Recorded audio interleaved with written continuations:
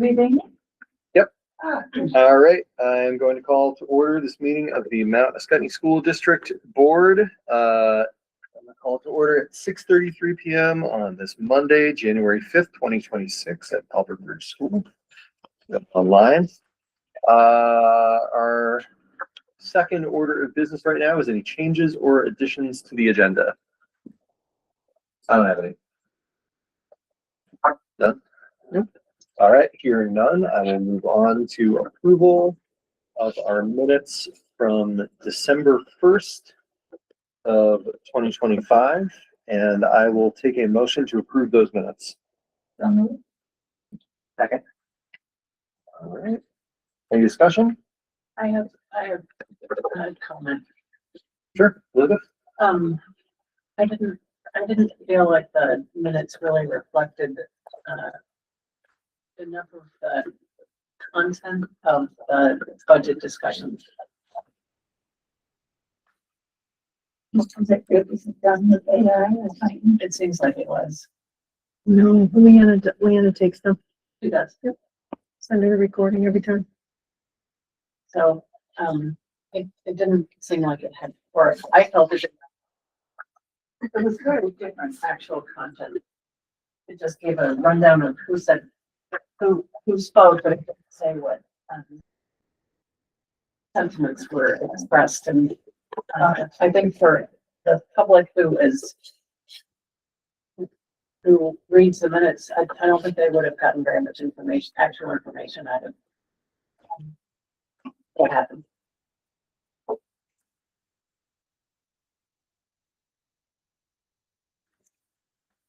So are we proposing updates to them, or is this just a general kind of going forward?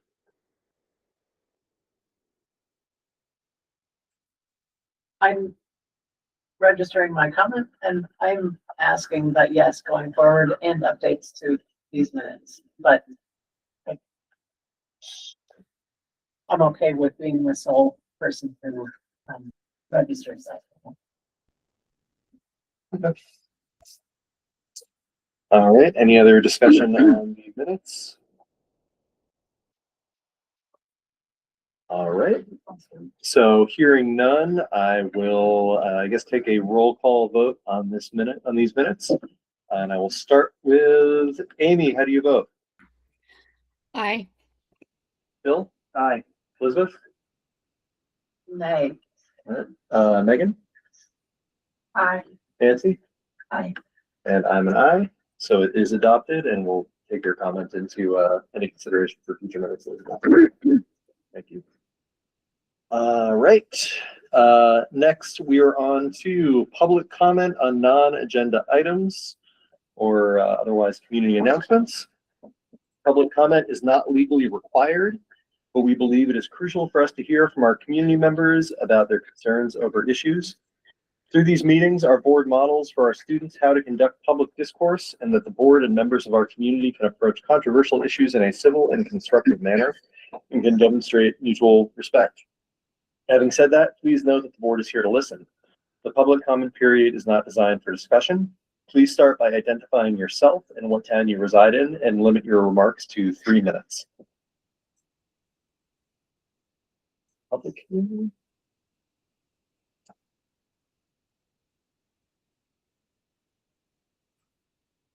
So if nobody else has a comment, I did just want to make the announcement that it is petition season leading up to town meeting day for school board seats. So every year we do have 2 seats at least that come up on our board, and a regular year we'd have 2. This year is no different. So if anybody intends to run for those seats, you would need to gather 60 total signatures, which represents 30 from each community. Note that it does not have to be 30 from each town, but it's nice to get people from both. That said, you could get 60 from one. That's okay. It's just representative of the populations.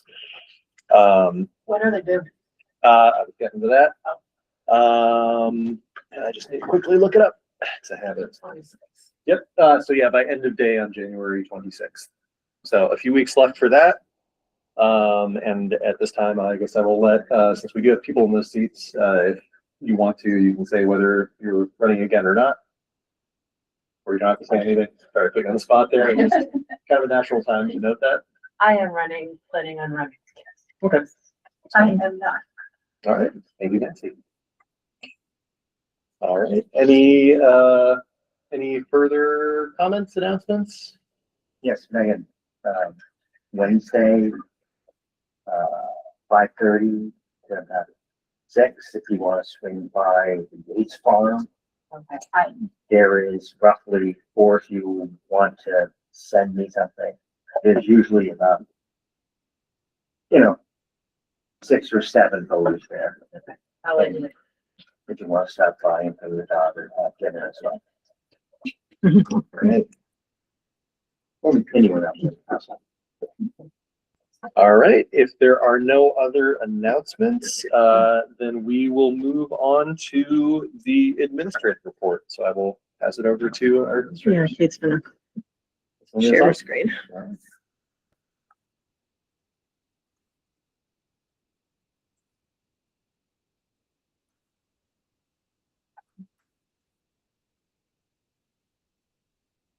Sorry.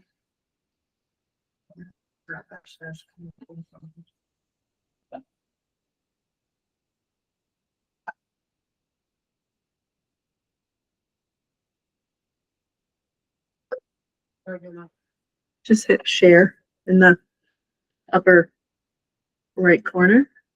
I'm sorry, slideshow. It's slideshow, not share.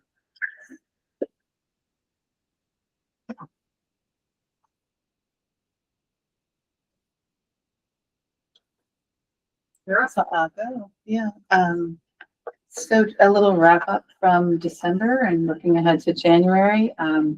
Just some, a lot of holiday classroom celebrations and before we headed off for the 2-week break. A nice winter concert with very, very good attendance. And I promised Theo, I put this in here before I knew you were coming, but the National Honor Society does an amazing job at the Holiday Bazaar for our kids. And it's a highlight to see these little kids coming back with these gifts wrapped by high school students for them. Just a nice cross-pollination across the school. And they take such good care of the younger kids when they're coming through. So, and I think we talked with Theo about a few ways to even help more with donations and collections of wrapping paper and things like this, but just amazing and a really nice experience for the younger kids. We are looking ahead to our assessment windows, Star and Dibbles administered the week of January 27th. So that, rattles our schedules a little bit. It's a lot of work for our interventionists and classroom teachers. But that's coming at the end of the month.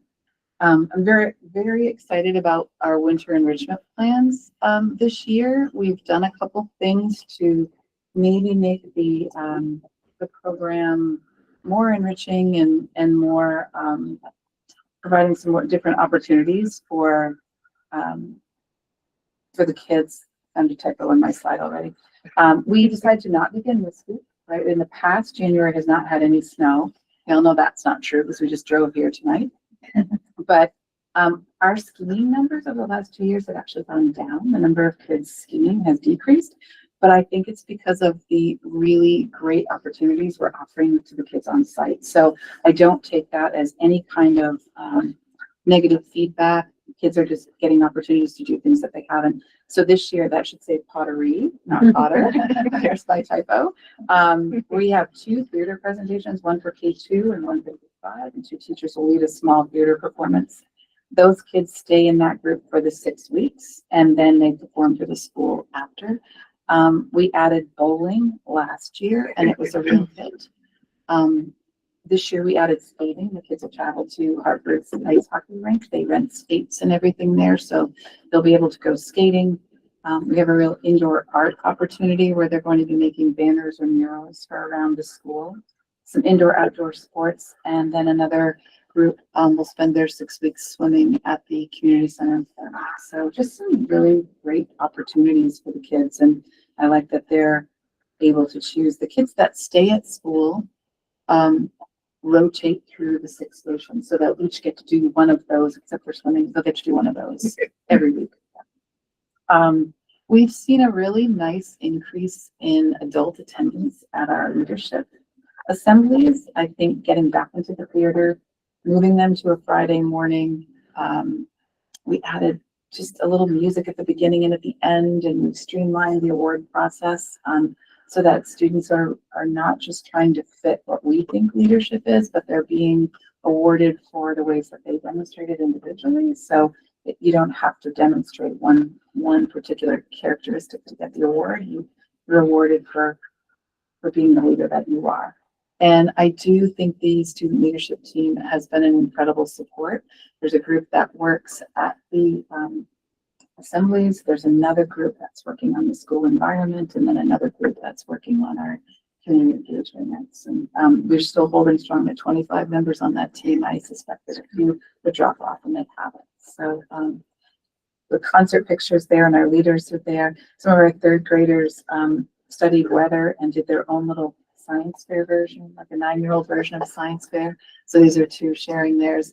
And then the Wednesday just before break, Robin French, who's one of our amazing support staff people. She used to be a florist. You probably know that better than I do. She offered an opportunity to teach us how to make like pieces, and it was just come if you want. And it was really nice.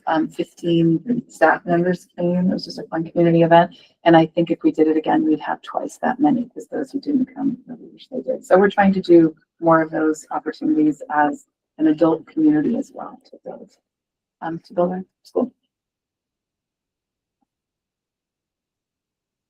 When winter sports is on Fridays. Winter enrichment is Yes. on Thursday afternoons. Yeah. And one other change that we've made this year is if the kids are not skiing, we are not participating in the enrichment. We'll just add it on to the end. We used to try to hold the enrichment, then we'd have to figure out what to do with 80 skiers, and it just made things a little more complicated. So now they will have 6 weeks. It just may not be 6 consecutive weeks, depending on snow. But I doubt that's going to be a problem the way things are right now. So that's a change.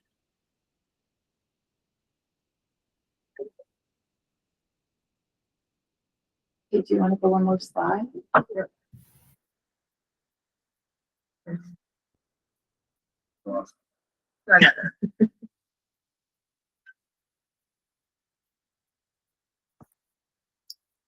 All right. Hi, all. Thank you all for joining. Sorry, I am remote today, but glad you all are able to join in. Just some updates for ABS December highlights. Just want to talk about our concert and art show. We had the ability to collaborate with our town hall to have a beautiful performance facility.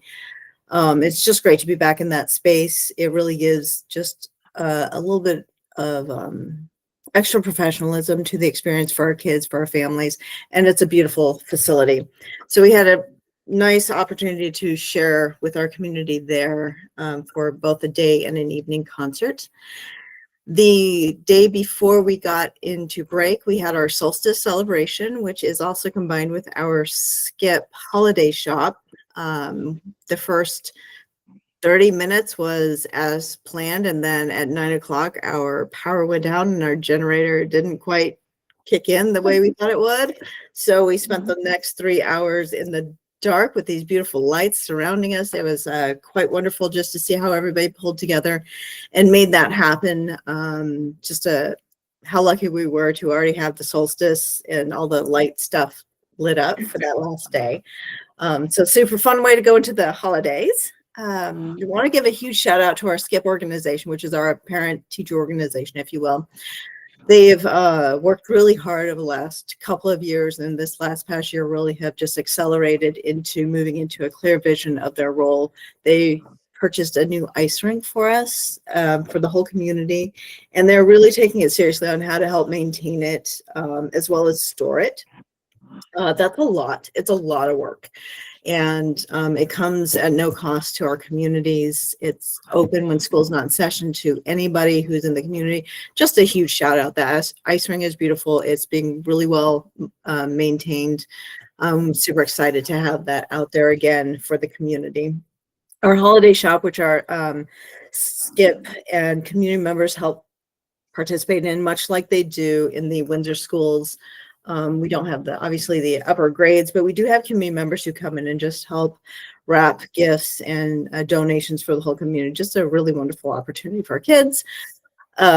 We are looking with Skip to get a new shed to house the ice ring, as well as a lot of other stuff that Skip supports, like our Halloween walk, those kinds of things. So just heads up that that's coming. We're working with the town to make sure it's in the right place, and that it's the appropriate size and does the things that it needs to do. And then they also worked very hard to get Kinko gloves for our students for the rope toe. Sorry, I'm not a skier. I know it's one of the two. It's either a rope toe or a toe rope. But as you hold on to it, it's spurred on the gloves. So they worked really hard to get some donations and some low cost, high quality gloves for that purpose for our students, as well as some of our staff. So great shout out to our Skip organization. Thank you all so much for that work. Over the past month, our exploratory has sort of focused in on a couple of things, including our concert and art show. One of the goals of the exploratory, which we do on Fridays, is basically a double time period for staff, particularly our classroom teachers, interventionists, special educator, to work together to think about how to work on flexible groupings for students, looking at the data where the kids are. So we've been working with that over the past, trying to figure out how that's going to work. And starting this week, I'm super excited to share that our K-1-2 is going to a full weeks, 6 weeks of both math and ELA. And I believe I have Jackie on the line who just can speak to that. Jackie's our kindergarten teacher. Sarah Day is also here, who is our first and second grade teacher. They're collaborating with Kelly Donald to create more of a flex grouping. So I just want to pass that off to Jackie or Sarah, if either of you would be willing to just kind of share a little bit about what that looks like. Yeah, absolutely. So hi, I'm Jackie. I'm the kindergarten teacher over at Albert Bridge. And to piggyback off of that time during exploratory where Sarah, the first grade teacher, Kelly, the interventionist, and I have met for the past while to discuss how can we support K-1-2 in their learning in our flex groups that we already do on Fridays, meaning flex groups, meaning we look at all the students together and we say, okay, how can we best support these students and meet them where they are? And we have 3 certified teachers that we can break the kids up into groups with, not necessarily based on age or class, it's based on ability. And so this is something we did last year. We continued this year, added the literacy flex groups, which today I was in a special education meeting prior to this, and the OT gave me some feedback saying, hey, you know, the kiddo that was struggling with holding a pencil, I've seen growth since your fine motor focus groups that you've started. And that was, I wish I could have recorded her feedback when she said that because that was awesome to hear. So as Jennifer said, for the next 6 weeks, we will be working in a mixed age classroom where there will be 3 certified teachers. The benefits of that is students are able to learn at their own pace. We're able to give really targeted instruction to the students, either one-on-one or small group.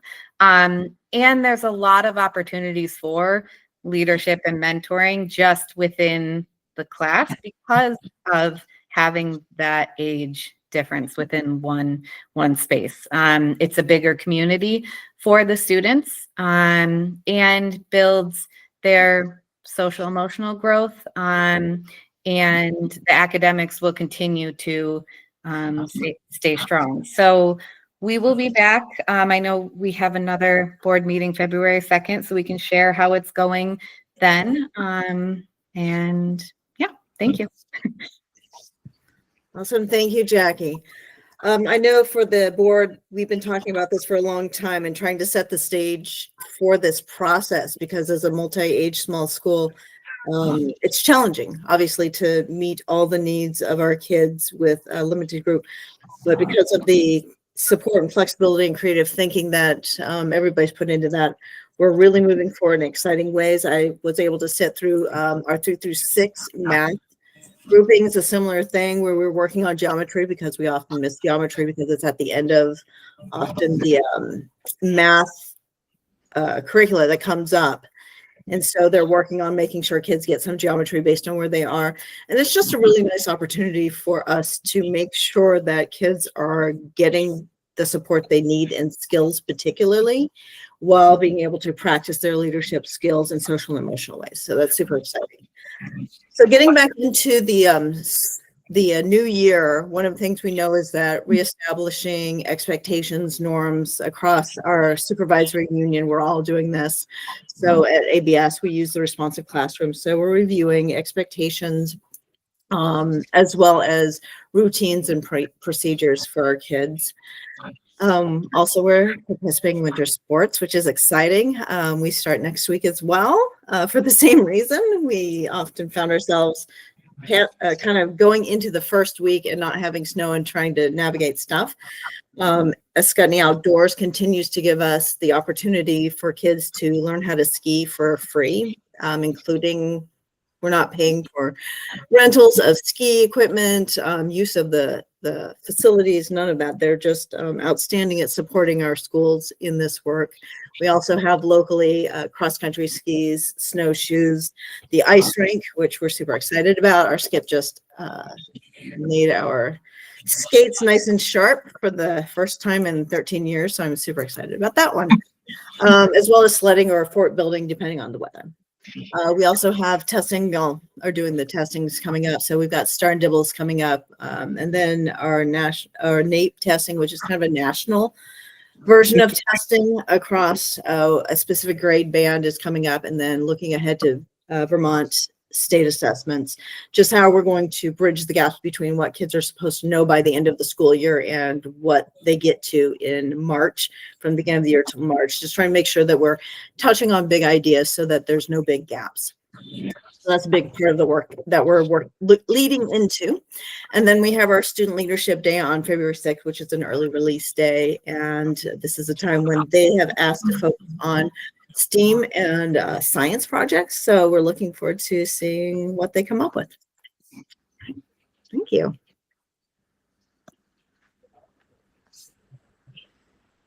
Good evening, everyone. For the middle school, we had a weather delay in December for our concert. So our middle school, high school concert is going to be rescheduled for this Wednesday at 7 p.m. So hope you can join us. Our middle school is going to have a drama performance January 16th at 1 p.m. They've been working hard. All of them have been working very hard for these performances. We also are reviewing our behavior expectations for our January goals this week with our students in grade level meetings.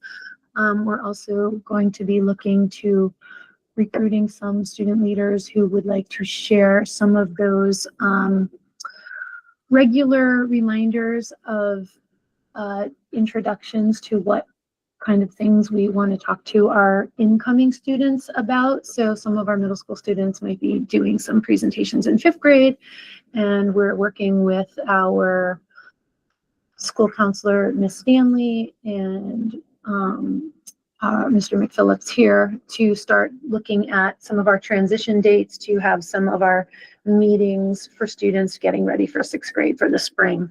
And so that will include our students helping us with behavior expectations and some leadership presentations. We're continuing our monthly celebrations, our students of the month. We'd like to thank our PTO because they support us with gift cards for our students for their celebrations. And we also have an advisory celebration. And that was part of our culture building this year, to give our students also working on attendance those better relationships with their teachers, giving them a lunch celebration to have some time together as a classroom advisory. And so now we're into our December advisory of the month, and they will also choose what they'd like to do for their lunchtime celebration coming up shortly. We also have winter STAR testing happening at the end of this month, early February. Our NAEP testing as well is for 4th and 8th grade in the SU, and looking to work with our interventionists to help us get ready for our VCAP testings that are in the spring in May. I've got a question. Yeah. Is the STAR testing before or after the end of the semester? They are happening kind of close to the last week of January, early February. So it's after the semester change for, Thanks. Do you do it on a fall, winter, spring yes, schedule? yes, Okay. yeah. Yeah, and these pictures in the bottom, we have some of our celebrations from the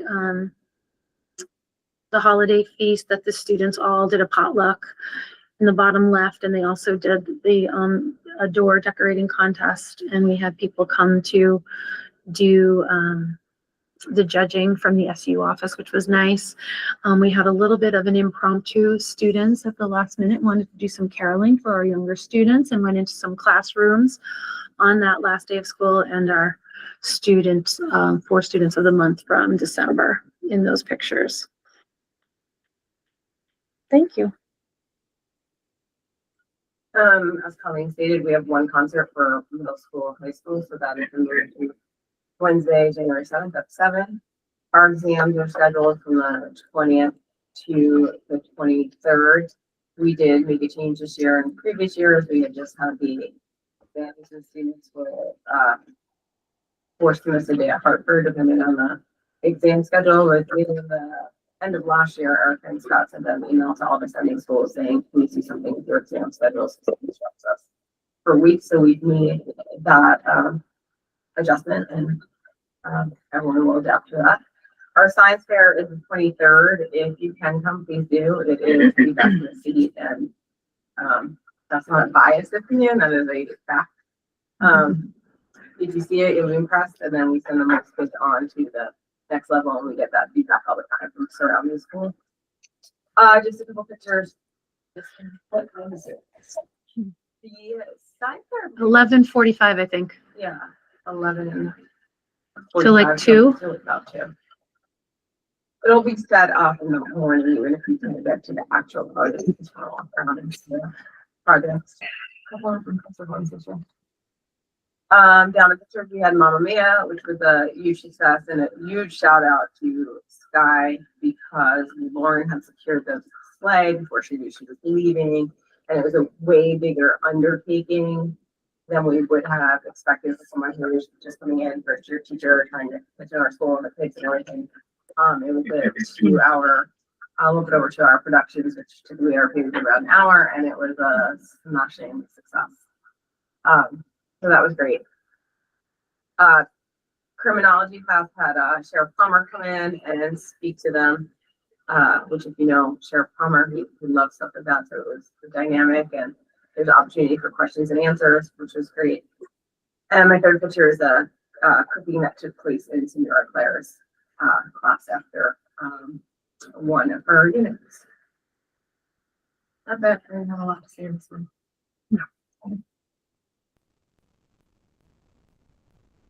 You gotta click again. I don't know, Kate. Yeah. And then again, sorry. Here you go. Is this what you want? Okay, yeah, that's perfect. I wanted to share publicly that Miss Gorman, some of you may know her, she taught at Windsor Elementary for, I don't know how many years. 1 but, year.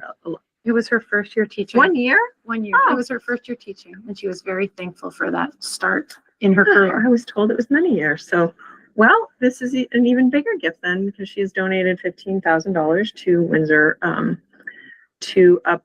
for upgrades to the staff room. So we just wanted to thank her publicly and acknowledge that is a really generous gift and will be put to good use. It is nice to have a really welcoming staff room for teachers to be able to go and have lunch, gather, and do some community building things. So appreciative. We haven't spent it yet, right, Larry? And shout out to Larry, who wrote the most perfect personal. I was so proud of him. Thank you note. To her, yeah. It was really nice, because obviously he knows everyone in Windsor and their history, and he touched on that. It's really nice thinking of. Yeah, she was a teacher who was just very thankful that she had her start at Windsor, and she just had a really nice connection with students who are now parents and grandparents in Oh, our nice. school system, Lovely. and still stays in touch with those students, former students, and just wanted to do this for us. Where is the staff from? There's a few Yep. in the building, but we're doing it she was a sixth grade teacher, so we're kind of doing it in the middle school, elementary staff room. Next. I am just keeping you up to date as much as I can on things that are going on in the state, and just wanted to let you know the final report from the Commission on the Future of Public Education was delivered on the due date of December 15th, I believe. And so that is on their website for you to take a look at if you're interested. I briefly perused it and I didn't find too many surprises. I don't know if you've taken a deep dive, Elizabeth, yet or not. Well, it's not very long. And- No. And having attended all the meetings, it's exactly, what one might expect. Yeah. It's much shorter than, It's like 27 pages, right? yeah, but But the half of yeah, it is yeah, just yeah. saying what their charge was Yeah. and what they did. The actual recommendations are. Yeah. Pretty succinct. So just bring that to your attention. Another happening at the state level is proposed graduation requirements. That report was also due. And this has gone to the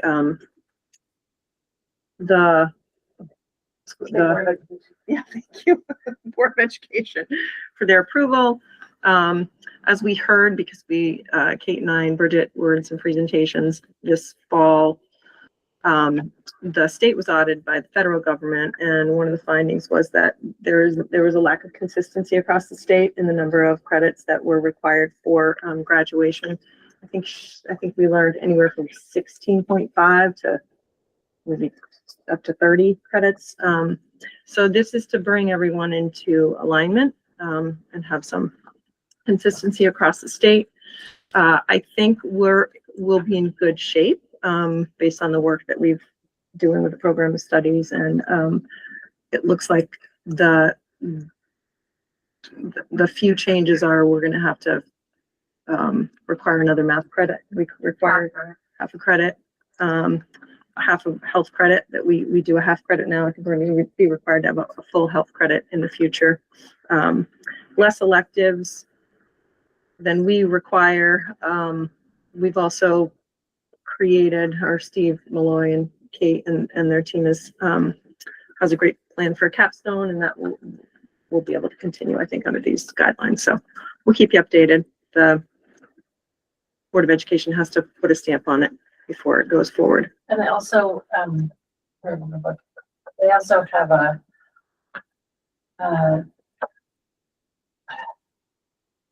public comments on it.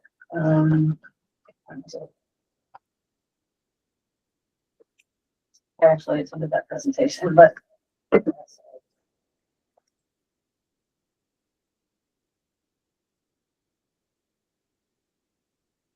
They will have one going forward. yeah, because Yeah. they're just, at the moment, they are just proposed Yeah. requirements, and because it'll be a rule, they'll have public comments, I think sometime in the spring, because, it's like, it's not, they won't go into effect Till 2027, 28, yeah. Is there any,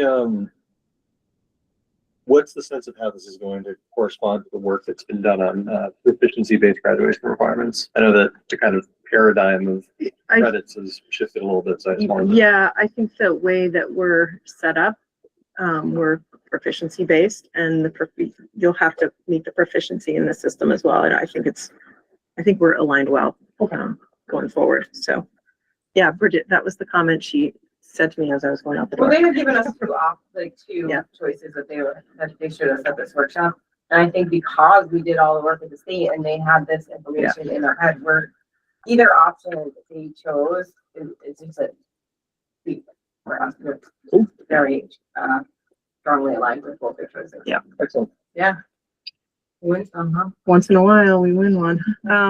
the next slide is the last slide in my report is the quarterly report, which Larry's going to deliver since he's here. You have to click on it, Kate, I think, to pull it up. Should be linked. Again, with the caveat I always give, it's kind of early. We're only halfway through the year. So we are a little under revenue, that's to be expected. And I think revenue wise will be right on. What we can control is our spending, and right now we look to be in good shape. We are under budget as of Right now. That could all change in 3 months, but so we are projecting anywhere between $500,000 or so at the end of the year. But again, that could change. So I don't think we're in a better spot than we were last year. That report is on the website. It's on the website. Yeah. She's showing one You can, page of it. if you click on it, I linked We'll it. put up showing one tab and he's Got it. switched to another tab. Sorry about that. So So that's where we're at. this is our beginning fund balance. This is our revenue forecast. These are our expenses forecast. And that's the difference. So you feel good right now, but it's early. And things don't really tighten up until June, July. That is the conclusion. Christie, the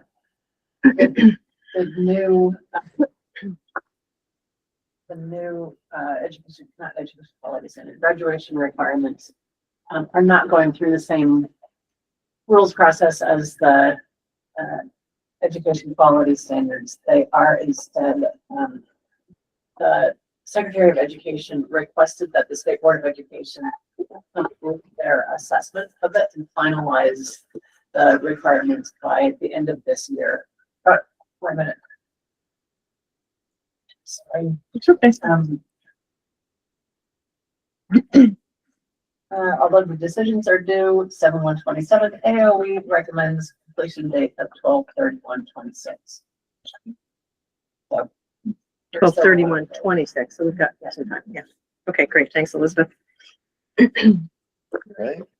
So that wraps up the admin report. All right. Well, thanks to all of you for keeping us up to date in the last month. I got to check out Mamma Mia as well. I was really impressed. I mean, that was a full show. You know, it was the unabridged version of that show, right? And I thought it went great. Yeah. Super impressive. Without a break, too. Oh, okay. There's an intermission. Sorry. I say I would have remembered if I was sitting that long. So good she didn't want to. We have one of the stars from the show here in the audience tonight.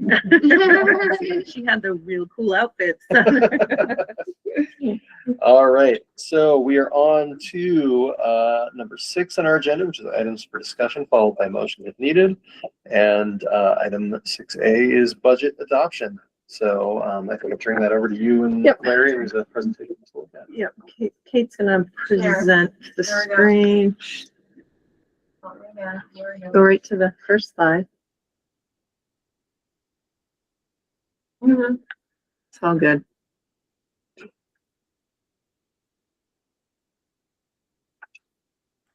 Here we go. So last time, Larry did the presentation on the budget book, which has been updated. We were, tasked to come back with some, to do some work on a transition plan that eased into the requirements for Act 73. So Kate and I and Colleen and Jennifer, Tracy, we have been meeting with union leadership over the past, well, since we last met, it's pretty extensively, and Kate's gonna go over where we have landed. Yeah, take your computer back.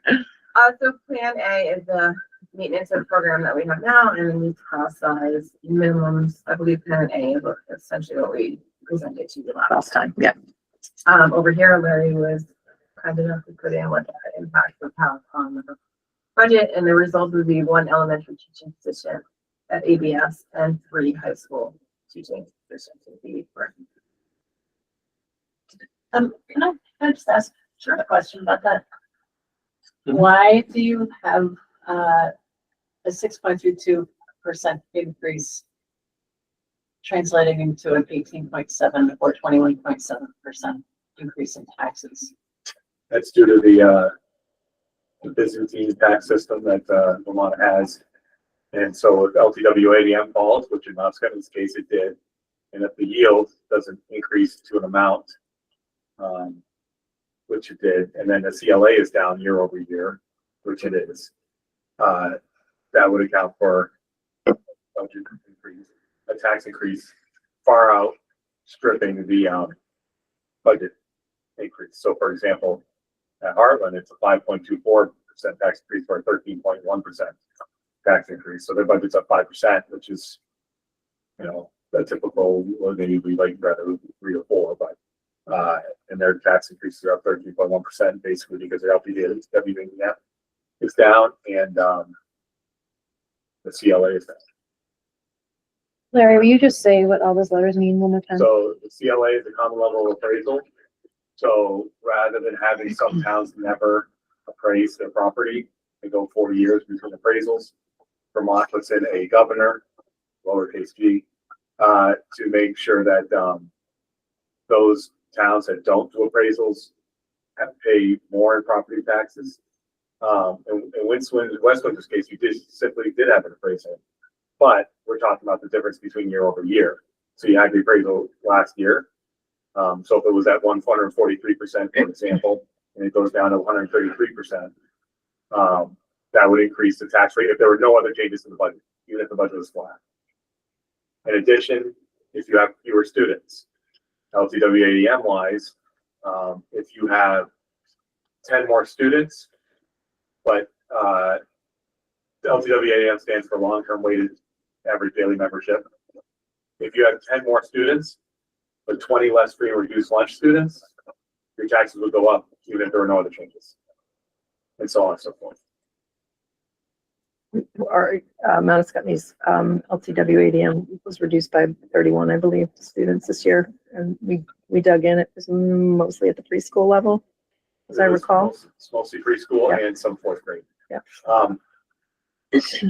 Also, it's important to note that the 18.7% increase estimated for West Windsor, and 21% increase estimated for Windsor does not include any income sensitivity, because that's on a per person basis.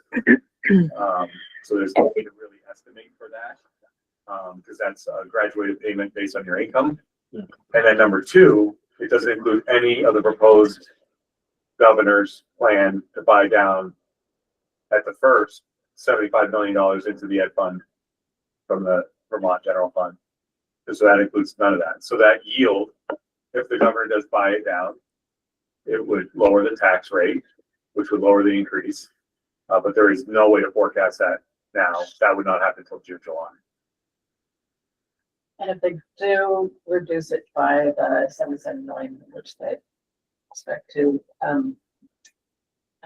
it would bring the total down 6%.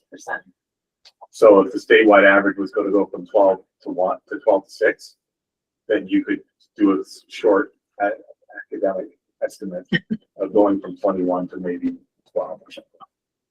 I think that would be fair. But again, there's no way for me to model that. Yeah. Yeah. Plan B would be the maintenance of program and transition staffing to meet class sizes. That would still result in 1 elementary teaching position at ABS, and it would be 2.2 high school teaching positions and 0.4 middle school intervention. The budget numbers are on the side.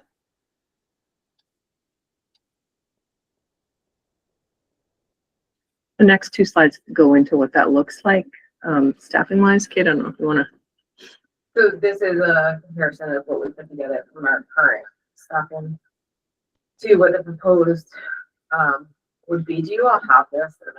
No, we don't. I was actually going to ask if we could get a better, any kind of breakdown Share, I can share it. You're gonna share it? No? Yep. Okay, thank you. So. Get that. Gotcha.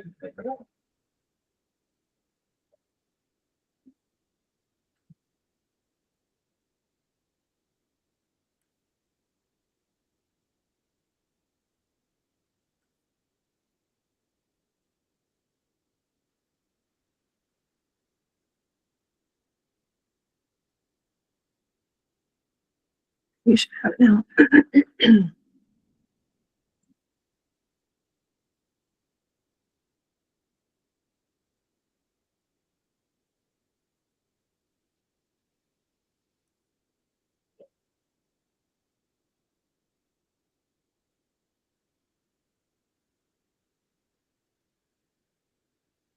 So you can see the middle school larger than you can see this. And then if you flip to the high school, this is what it would look like. At the high school, there's some nuances in our staffing that this can't account for. For instance, one of the members of our staff moved to the IDL position also. What's that again? It's the team leader. Instructional team leader. Instructional team leader, ITL. So our current ITL also was a social studies, the social teacher in the first social studies department, but he wanted to hang on to part of teaching, so he currently teaches social studies class as well. Open to teach social studies class. And we also, have a certified teacher in the hub who helps with French. So those kind of nuances aren't shown on here, but they're important.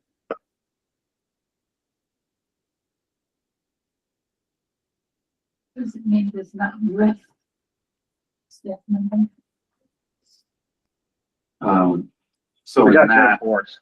So it's moving, they're moving their position in the school, but they're not losing. I just didn't know that those. Oh, sorry. So it's a math teacher who can also teach elementary, is licensed that way. So sometimes teachers get moved around. A couple of the high school math teachers already teach some middle school classes, so it's just hard to capture it all in a document, but that's in essence what would happen. There would be no reduction of a person, but in the high school, it would be a reduction of 0.4 position in the math department. The positives as we're looking at class size minimums, that affects a cohort, right? It's generally moved in cohort. So when they're moving that way, that also impacts their electives, and that gives also our elective teachers more time to offer more electives for middle school students, which is something that we have been looking at. It was a great start. So this is kind of a comparison of plan A and plan B. I think what got lost at the last meeting is that when you're teaching 5 sections of English 9, and then you only have to teach 3 sections, that does open up possibilities to teach electives. So that concern over missing electives or RBCC, we're lucky because certifications in Vermont go, well, there's K6, there's a 712, and there's also like a 5-9. 5-9. So we do, because we are in one building, that does allow us flexibility to share teachers, so they will do middle school intervention, but then teach an RBCC class at night. So it's giving a more kind of holistic look at the schedule rather than the elementary, junior schedule, the high school. Some things are locked in. The lunches are locked in because of our ability to get kids to Hartford, and that's kind of our starting point that we work around. But this has made us look at it building wide as opposed to in 3 schools and then trying.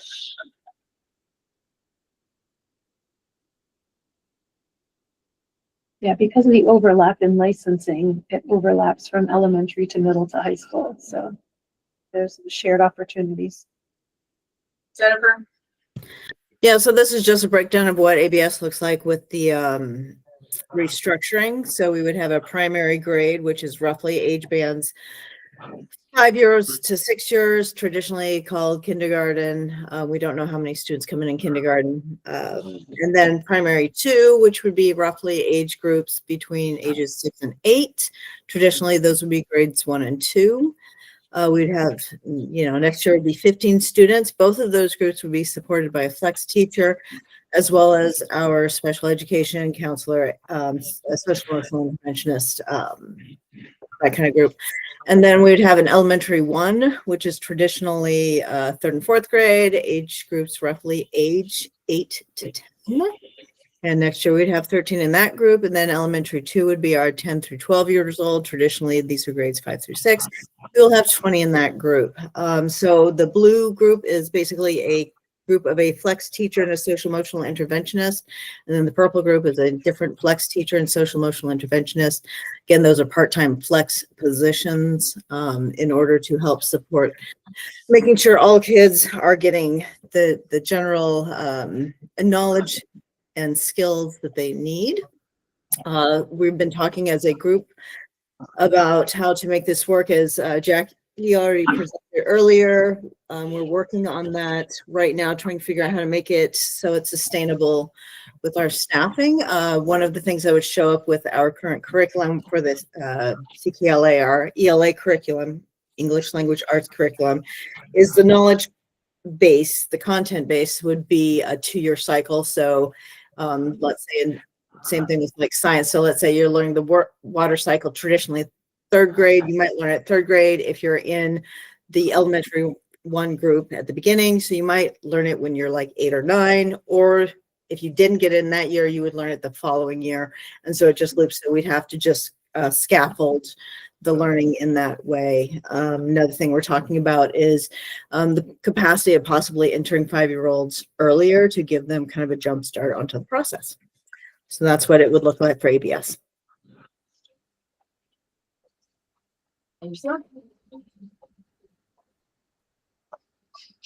So our plan C would be no changes currently in staffing, and that is would be a budget increase of 9.3 and the Well, Yes. Um, And it's in the budget. Yeah. It's since last week. Yeah. For the motion. so Yep. plan Yeah, for sure. C would be the maintenance of current staffing, would be no changes to what we have and what that budget increase would look like and what that. I have some other questions about the budget before we talk about whether it's big gains. Is that all right? I don't have to do it. Mhm.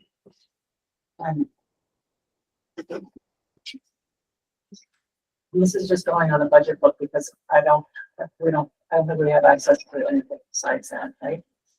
So, I don't understand why the budget for mid-management salaries went up from 95,000 2 years ago to 288,000 budgeted for FY27. So you want me to compare 25 to 27? Like, I just don't understand why it has more than doubled in the last. I can look at my staff and find out the names of those people. I mean, it's almost always, so for example, if somebody goes from, Vermont code 5111 is a, account code we use for teachers, right? So if somebody, for example, she mentioned earlier that we had a social studies teacher that went to ITL. If they go to ITL, they're no longer a teacher. As far as state of Vermont's concerned, because they're not teaching kids or ITL, so that would be, they'd be a 5171. And that would be that type of mid management or something else. That if that helps. I mean, that's one example. It wouldn't necessarily be have the teacher account code. Because we have to use the Vermont account code. I can't say, well, he has a certificate in teaching and he's a 5111. Okay, But I can find out the names of those actual people and then trace it back. yeah, It's if you could do 325. that, because I am, I have several such questions. so, but can I offer with Yep. question? So I'm assuming, looking at the, on the workbook, what would go under assessments? Assessments are SU assessments. Pardon? Those are SU assessments. Oh, okay. So that's special ed. You got it. It's Yeah, transportation. okay, Transportation, ECP, food service. okay. The funny name for it. Yeah, especially when you have to clear up to your staff, Yeah. when there's a rumor that it's about testing. I'm like, no. way. Yeah. Wow. It's a lot of testing.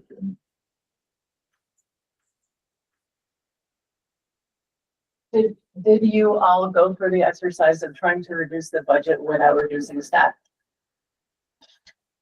Because I thought that that was one of the things that we were asking for in December. We really spent our time trying to figure out, staffing with the union leadership. I don't know that there are a ton of other places where we can reduce significantly. I mean, there's supplies. And most of the budget is staffing.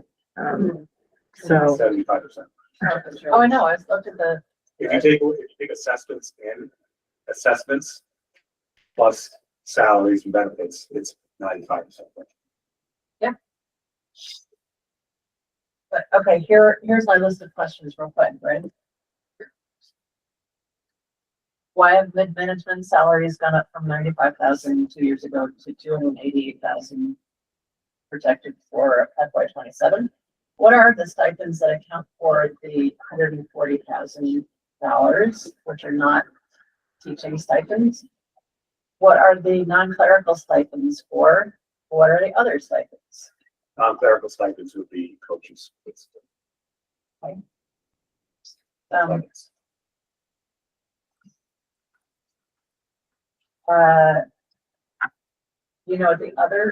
the stipends that are classified as other are? they range from, student council advisor to, yearbook advisor to team leaders to, trying to think, because we've had to prom. They're all after our activities that staff participate in, and that was a negotiated item in a contract that they get paid for those hours. And they're now attached to a formula, so they increase every year based on the base salary and Years experience. an index. You probably can spend it better than I can, but those stipends are for after hour work that staff do for kids and for the school. And as a note, Larry, unemployment compensation seems to be listed on the price. Oh,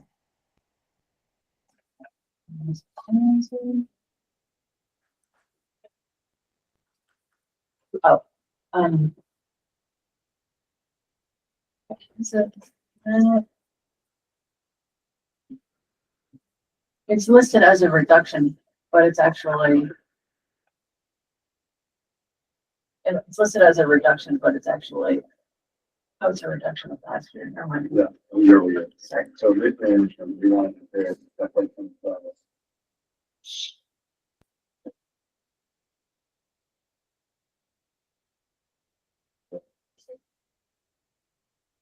In FY 25, it was 95,000. Last year it was 100,000, and now it's up to 288,000, an increase of 187%.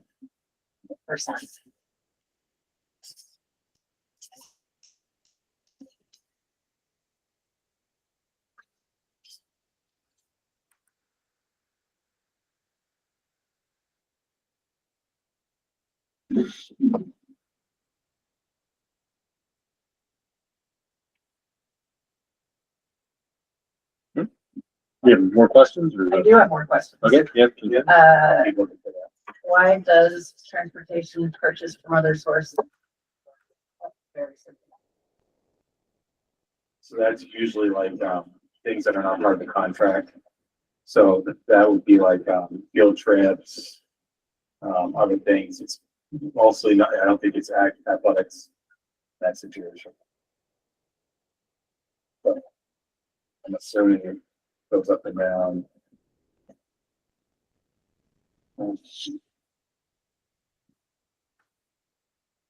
Yeah, so that was probably based on actual, so I'm guessing it 103 plus 5% or something. I'm looking at, I went from 103 to 123 based on, meeting with the principals and the amount of trips they feel like they're gonna take.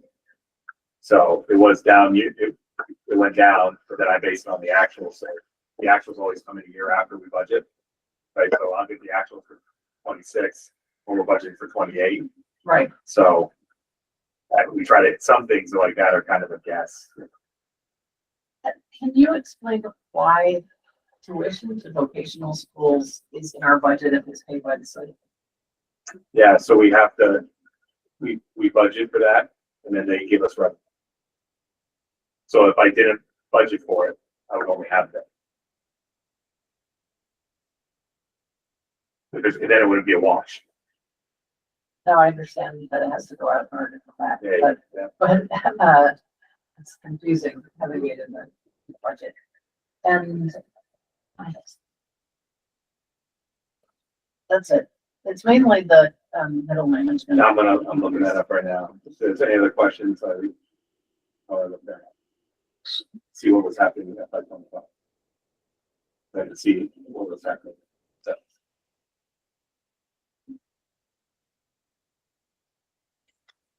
So there's a new category, relatively new category,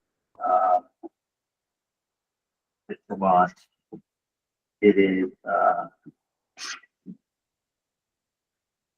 don't remember, but it's a instructional leader.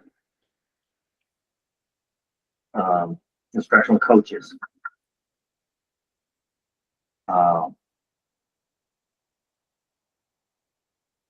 My guess is they got switched to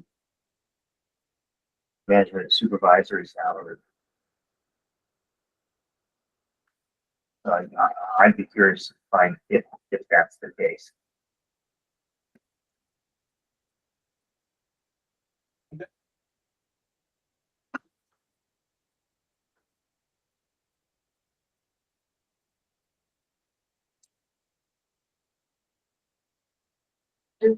Do we offer,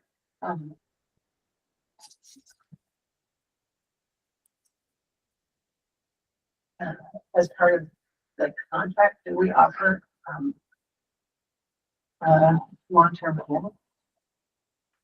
Or long-term disability? I don't know. It's an option. It's not a mandate. They can choose to get it if they want. I think that's short term, and I don't think we do short term. I think we do long term. Yeah. I think we have to. We have to, I believe, and I'm not an HR expert, but I know that we have people on long-term disability.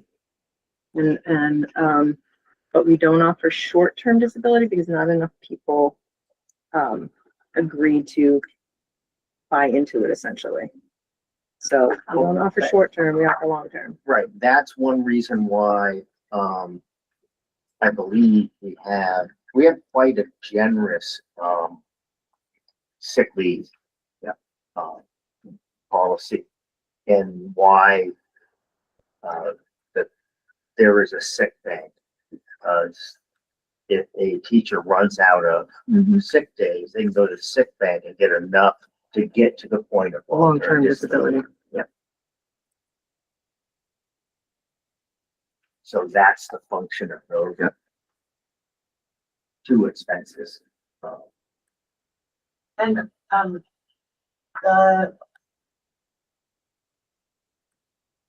the teaching and professional staff stipend.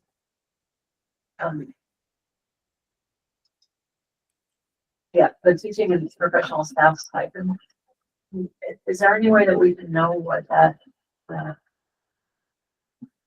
what the stipends are? And to be honest, that's just gonna increase. I get more and more stipend plus, area through this year. For stipend class, and that goes to a committee of teachers and myself in the spring, that will decide, roughly how many hours this person works out as outside of school.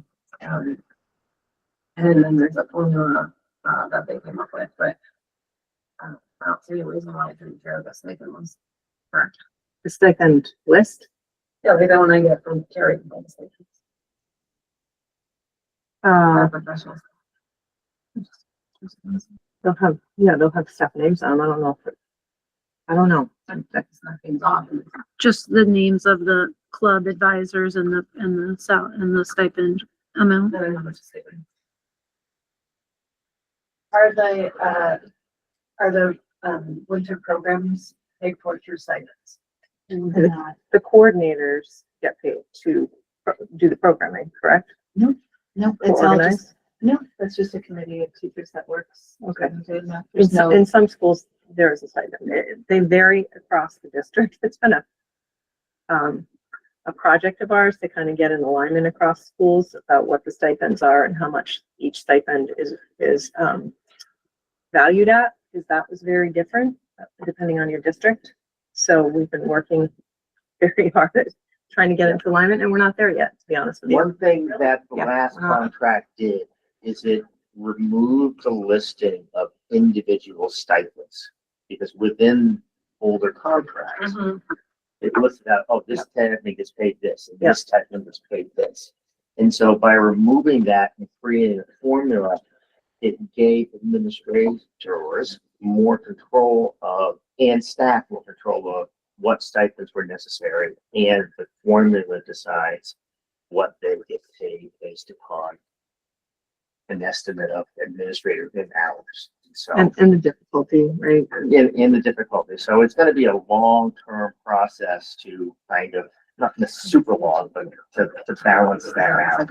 Long-term disability over there on that page. There you are. I get it. But I think not having one of the goals in revamping the stipend was to move away from a very rigid Don't worry about it. list of what the stipends were. They change depending on the needs. And yeah, And, you know, there was a lot of discussion about the value of our staff members' time after they've worked all day. And, you know, it's additional work for them. I mean, they deserve to be compensated for that work. So. And it's a lot of work, I might add. A lot more than, they work a lot more for the stipend that they should get paid more, I guess is what I'm trying to say, for the work that they do with each stipend. But we've tried to streamline it across the SU and make it really fair as we can. So.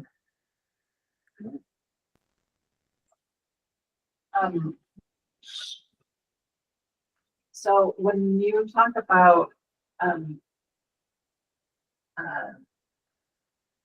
the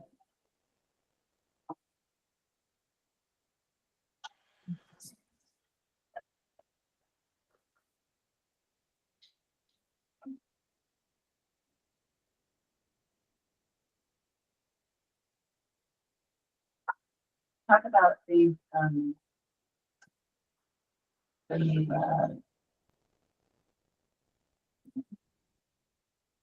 Windsor High staff, and when you talk about having worked with the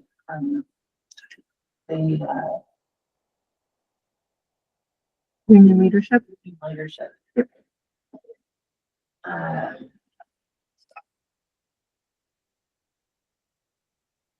I'm assuming that means that you were talking about who gets cut. And I wonder what that was based on.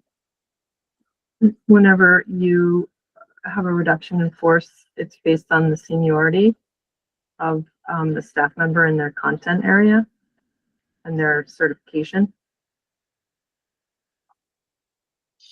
Why? that's in the That's in the contract. contract. Oh, that's in the contract. That's standard in education. Seniority. Yep. Can we know how many classes will, like, when you say a 0.4 reduction or a 0.6 reduction, in social studies, is that two classes in social studies? So that means currently that teacher teaches two classes, but now if you balance off that, like the freshman teacher, maybe we run 5, 6 classes, right? Now we're only gonna run 3 next year, so that'll open up for some other persons to teach those. Okay. So it doesn't matter whether the class is well prescribed. No, it does. We choose our electives on, like when we had to close down, like section, change admissions exam, section of sci-fi, so we have 4 kids interested in it. So the electives get chosen during the class process of what classes. So if a class is well receiving a bunch of kids sign up for it, then we'll run that class.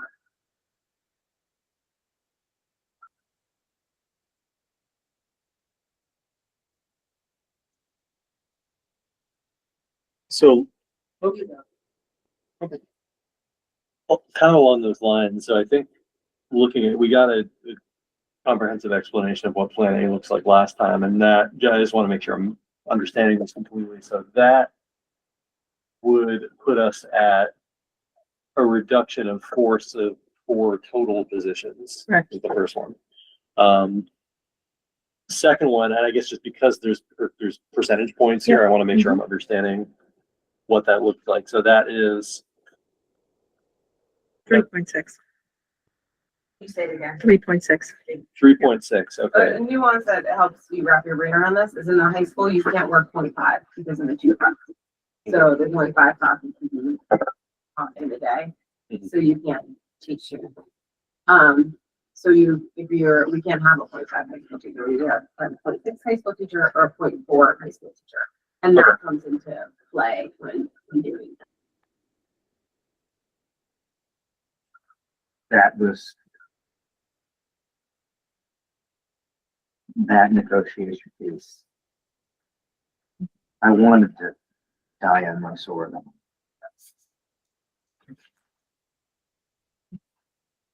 We come back to it. Yeah.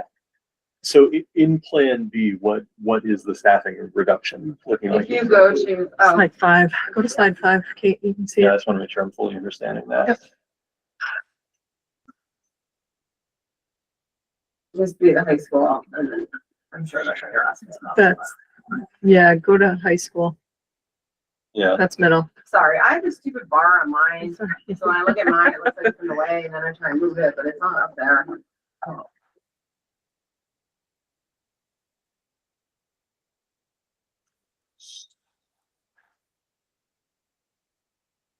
Okay. So with the exception of the 0.4 under math Yep. and the 0.4 under social studies, the 0.6s are all RIFs essentially. Is that?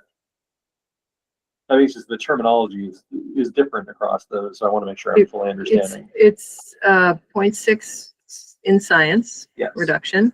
It's a 0.6 in English reduction, but that 0.6 reduction goes to middle school intervention. Okay. If that makes sense. Yep. And then in social studies, it's a 0.4 reduction. And then there is you can see under social studies, currently there's a combined position of some social studies and some intervention.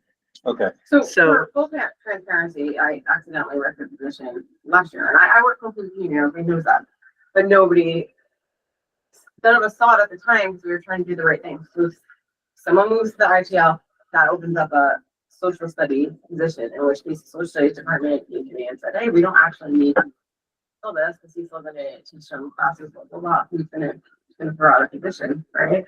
So we thought, like, oh, how can we do this? We could do for social studies and then use for intervention. So I guess last year I should have been called to the carpet for a RIF for us, part of the social studies position last year. But, you know, I was working with the union, how can we make this work? And it was wound up being a positive, so nobody caught it. So my apologies. That's also not helping. Does the people, does everyone in red, does that mean that person goes? Or So in science, it means that a person's position is reduced to 0.4 and then it is a full-time job. In English, it means that 0.6, they're going to stay 0.4 in high school and teach RBC classes in ASL. And then they're going to 0.6 in the middle school. Intervention. And in the social studies, that means that the 0.4 reduction in the social studies position and then the 0.6 reduction in the interventionist the job.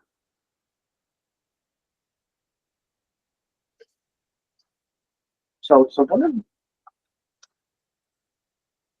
I guess, okay. Last board meeting, one thing that I found frustrating in the presentation of the budget was that the main focus was on meeting the class size requirements. And that really was the main focus of what the administration presented.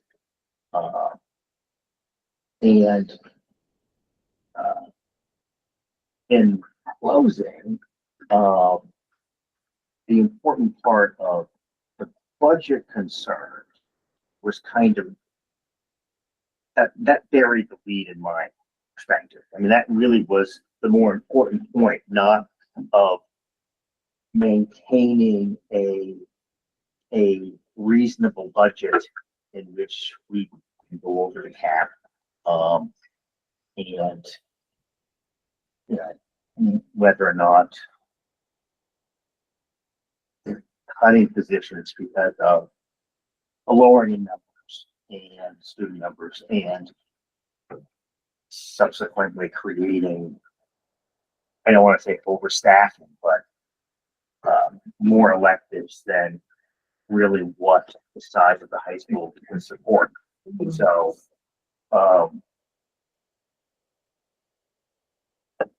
So,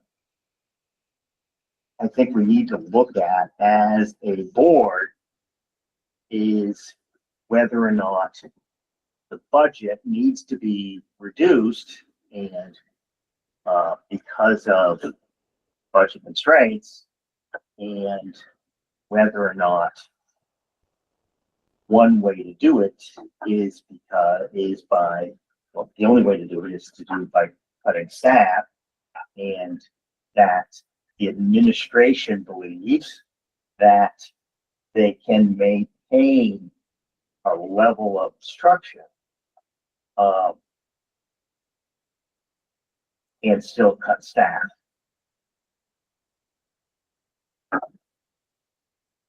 And I understand the fact that there will probably be, regardless of plan A, B, or C, there will be fewer high school electives available. That's a reality of running a high school. You know, the simple fact that if your high school doesn't have 700 students,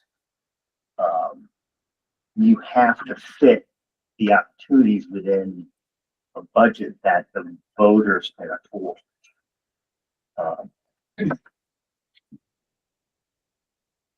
So that's a perspective, and I guess what I want to know from administration is if that is the case, and if the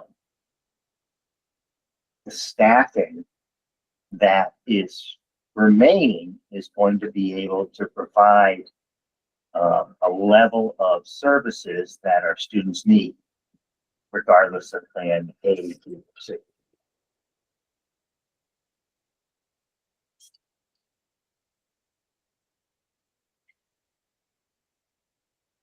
That was a question. So, yeah, I think, Really, I think, I mean, I don't want to cut it. Like, you got it, right? Nobody wants to do that.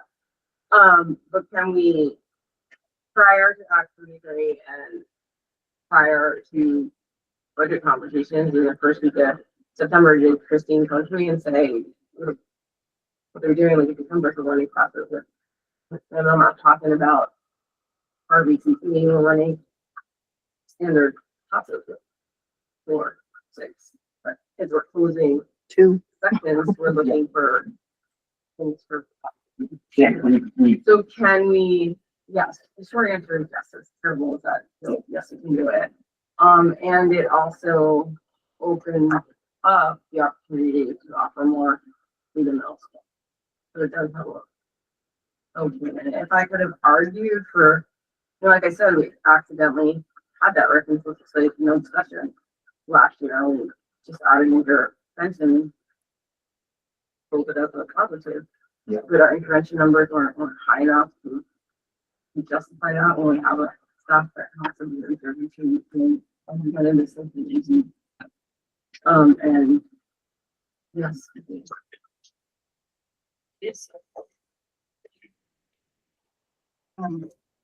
When you looked through all of this, did you also take into account the proposed graduation requirements? Yeah, ours are very closely aligned. Right now, but yes, we had known that was coming in, we had looked at it. And we are in, you know, probably between our last board meeting and this board meeting, I know it's been happening 7, 8 times, and if anyone works in the school, to be able to do that to Thanksgiving and Christmas is hard. And those conversations are going to continue. You know, sometimes I'll just get it on the weekend and say, do not answer now, but let's think about this.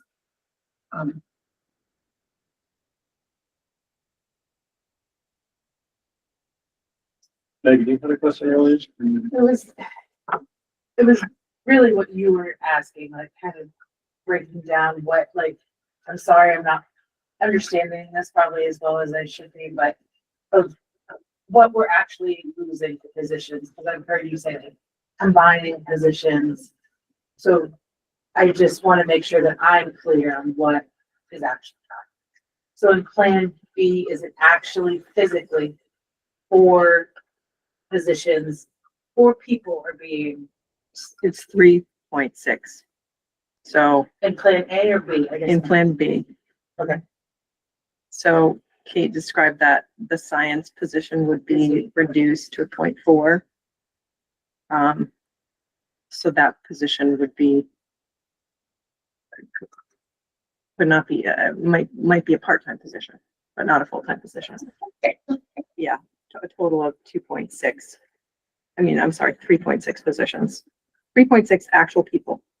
Okay, that's what I, Yeah. So, sorry, Yeah. I did between a position and a person. Yeah. I And think I it's- was just having a struggle It's with. very complicated Yeah. because people get shuffled around depending on, Mhm. yeah, So, and that's with, for the whole supervisory union? that is for Mount Escutney School I'm District. sorry, for the Scotty district? Yes. Mhm. So, and how many, what does that mean for Albert Bridge as well? It means one elementary teacher at Albert Bridge. one position. I'm sorry, one position. So the actual person is a window. so, All right. Yeah. Yes, that's correct. Thank you, sir.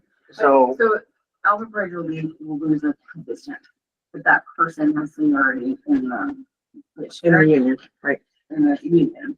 So Windsor will physically lose the first, that person will lose their job, and the Albert Bridge person will still have the job. Okay. That's just so tricky. so, The other, Very tricky. Sorry, yeah, let me cut it off. But the other thing I want you to think about is if we say like, okay, we're gonna reduce this science to 0.4, right? And then you come back and say, well, we want to attract people, we make it a 1.0. I can't put intervention back in because I just ripped it over right here, right? So you lose that with how it works.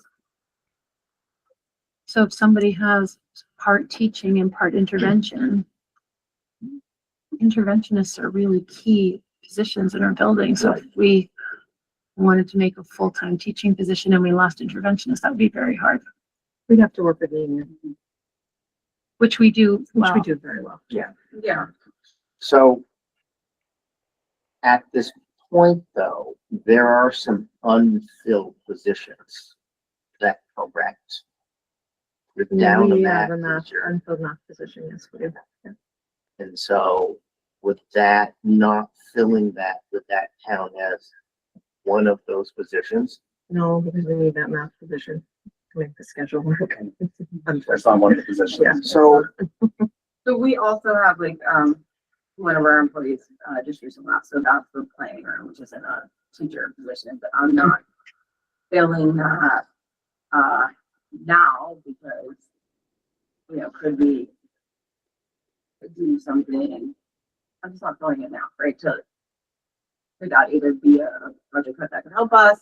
If you, because we don't know what one you're gonna pick, then we don't know what the voters are gonna do, all right? So there's a lot of variables here, but I'm trying to do small things like that with, I think we can manage the rest of this year without this.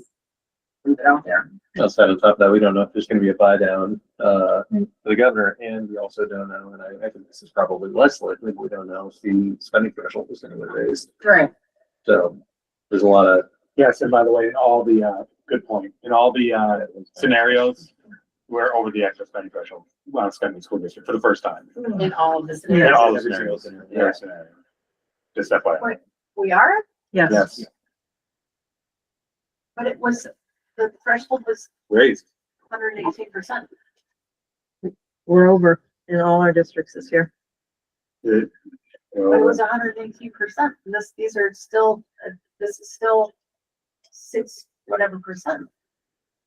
Well, again, it goes by LTW ADM and all those other factors, right? So the denominator is the LTW ADM. So if you lost 40 students in LTW ADM, that changes the denominator. Right, so even if you spent the same, it would still change the tax rate. It's total budget spend divided by the number of students. Right? And if there's fewer students, even if the budget were the same, Yeah, so it's not really 6%. It is, but not per student. Yeah. Right. That's true. And we lost, what, Yeah, 31, you right, said? 31. At least 31. At least 31. And again, actual students. Yeah. Thank you, Larry, for Yeah. explaining. I really do. which, Mhm. We're lucky. Yes. in a school district of our size, Yes. is pretty significant. It's one classroom. To lose 31 kids, yeah. Well, it's 1.5 now. One of the Yeah. classrooms. Yeah. And so basically we've lost the funding from the state for 1.5 positions. Which is why we're in this, and I think, Mhm. and so,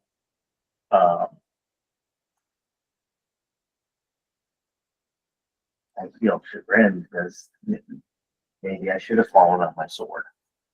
Because it comes down to high school scheduling. And so, because each high school teacher can take has 2 off periods.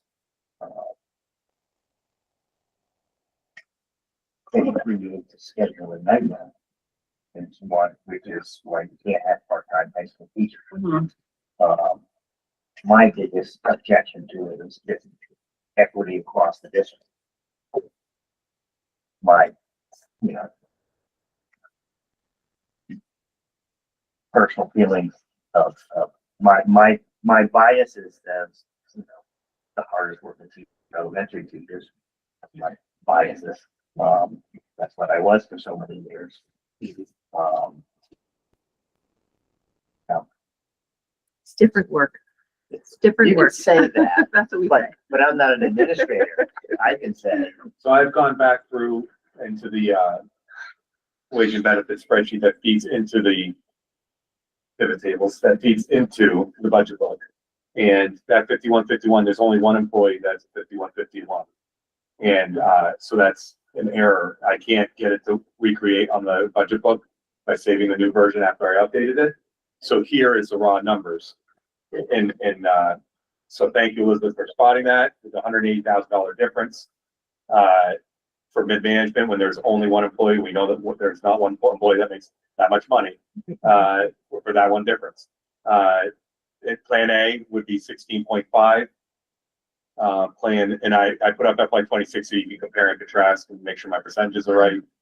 But you'll see that, it would be a 5.15% increase instead of 6.32, In the budget. which would be a West Windsor tax rate increase of everything as we know today of 15.8 and a Windsor tax increase of 18.8.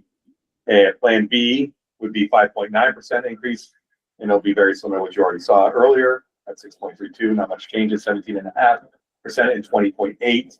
And Plan C, which would be no staffing changes, an 8% budget increase would account to a 23% tax increase for West Windsor residents and a 26.3% tax increase for Windsor residents.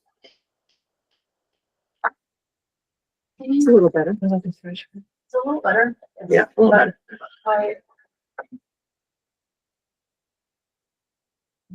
Does any of it change the threshold? Oh, I'm sorry. No, I got the lowest one in the threshold. And we are still $417 per LTWM over the threshold with the lowest amount. But Say that again? we are $417 per LTWADM over the threshold. So the threshold is 16,470 per LTWADM, and we are at 17,003. Just to give you an example, if I put 920 students in there, we are under the threshold. So if I put the students back in that we had last year, we're under the threshold. So I could share this screen right here. This helps you. So if you look here, this is the tax rate calculated from the state. And this is the total expenses. This is offsetting revenue projections for basically the high school tuition, basically the only, luckily that you're the only district with a high school, which raises money to offset that. This is the LTWAM number from the state we get. Your LTWAM last year was 924. So right now you see that 417 right there, that $417. Let me try to make it bigger. If I take that $417 and I make this 924, changing the bottom of the fraction, you're under the threshold. So your tax rate would go up 11% in Windsor, as opposed to 18. So 7% of the tax increase is because your LTWM has fallen. So, just as an aside, Larry, I love that you use pivot tables. So it's easy to spot the error that way. I love a good pivot table. So how many risks were included in the First proposed. the first proposal? I'm not. Four. Yeah. So, It's not just more risks, it's Four. four Yeah, yeah, positions. 4 positions. okay. Yes. Was it, and just, maybe I'm misremembering, was it not 5 positions, but 1 is unfilled, so that sort of? Well, when we dug in, it was not. We thought that it Okay. was, but it wasn't. Okay. It was a middle school position. Yes, we thought it was unfilled, but we were incorrect. So, yeah, it's 4. It was, we presented 5, but it was really 4. I'm sorry, I'm gonna ask the same question again, because we're back to the positions and the people. So Plan A, as you said, it's 4 positions, but it's 4, okay. It's 4, Just making sure it's I'm 4 clear. positions that you're reducing. And, in that scenario, I believe it's 4 people that are attached to those positions. In scenario B, it's, 3.6 positions. 3.6 positions and 3.6 people attached to those positions. So it is. Yeah. Thank you. Yeah.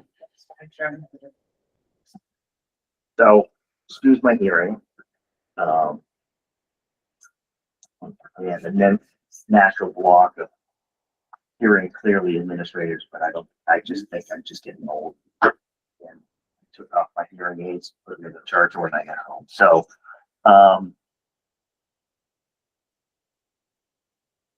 oh, thank God. Like they heard you.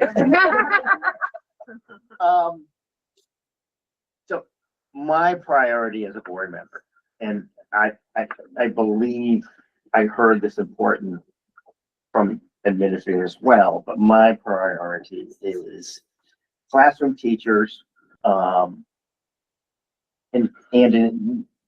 intervention. I mean, those are equal. It's really important to have, to continue with the intervention work that's been happening. Okay, watching that slight but really impressive increase in math scores. Okay, I don't want to stifle that in any way. Okay, and those increases come from classroom teachers and interventionists. Okay, and I like all that the plans. There isn't a whole lot of cuts in the early grades. So I'm hoping that as a board that we have focused over the last decade and in increasing the level of quality and quantity of administration. Okay, and that is my next priority. Most any school district, and especially the Windsor schools, have been historically under administrated.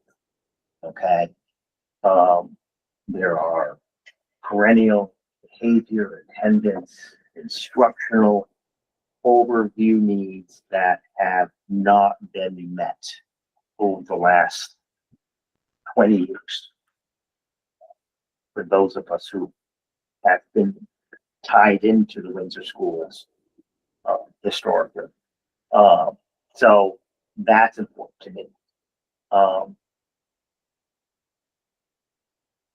Now, I don't know if there are any other positions that are not as student facing that we could consider cutting. In the school building? Hmm? In the school building? Yes.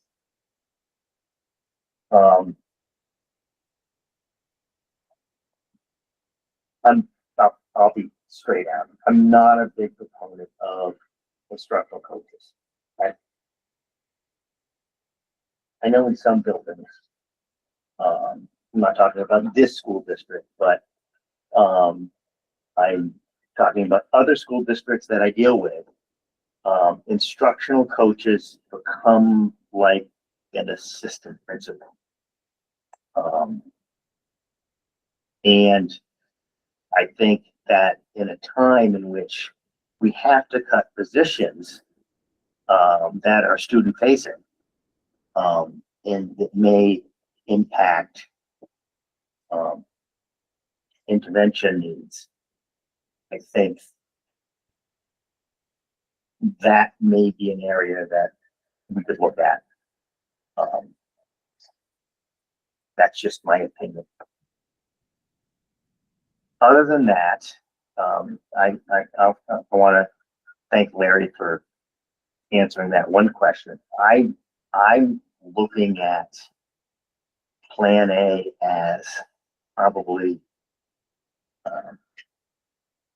what I'm moving towards, just because of the financial responsible way to go. And if the administration doesn't think that,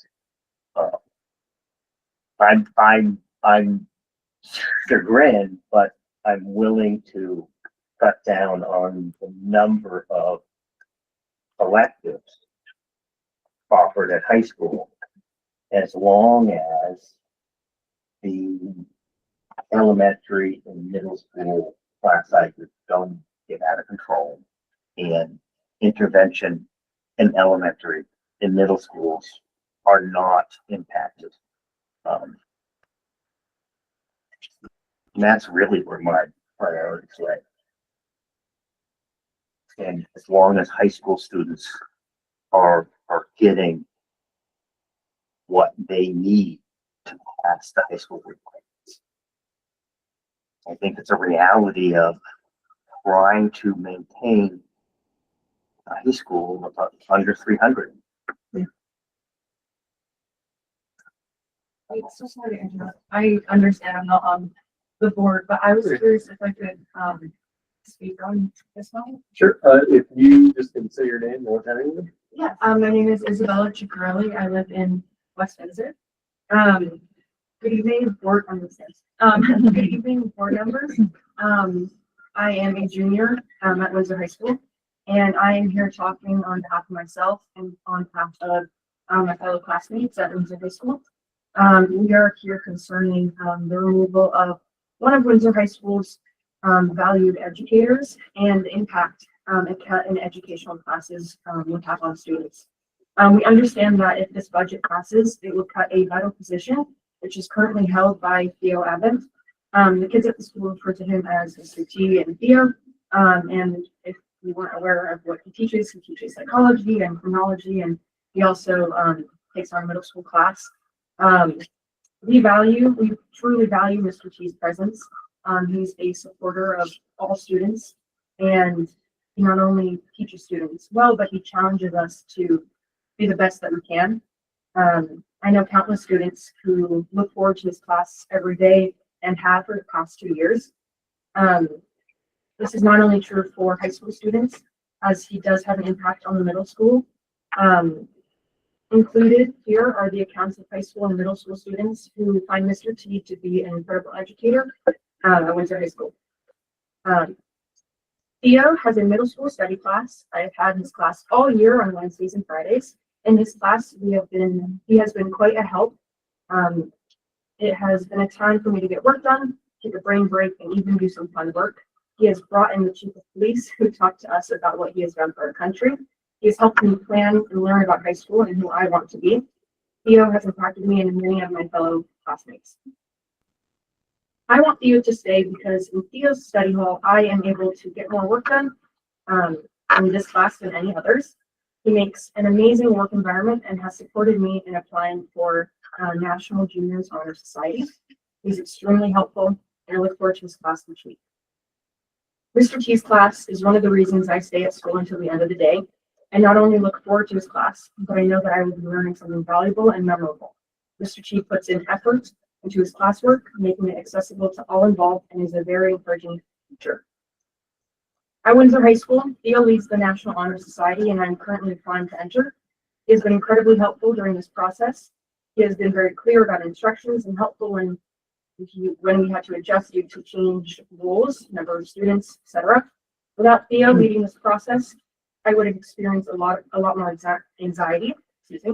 However, I was able to ask Theo questions without fear of being treated like I had asked a dumb question or wasn't worth being in the NHS. We believe that if these cuts are made at our school, it would affect our grades and education. Firing teachers at the school gives less options for students to meet the requirements to graduate and takes away from the freedom of choosing classes that we want to take. Removing valued teachers will have an impact on our education since more academic classes will not be offered anymore.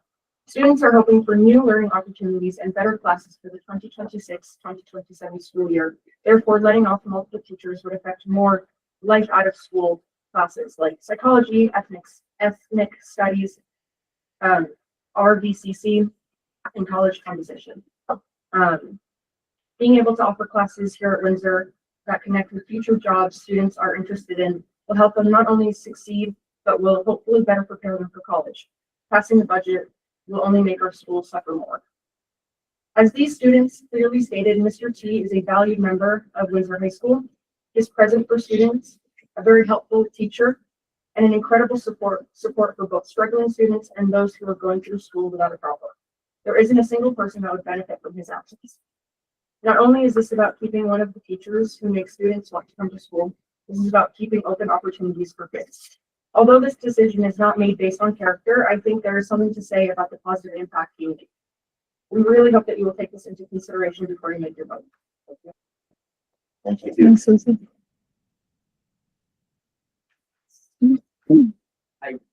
I'm Mr. T.M. Theo, a teacher at Missouri High School.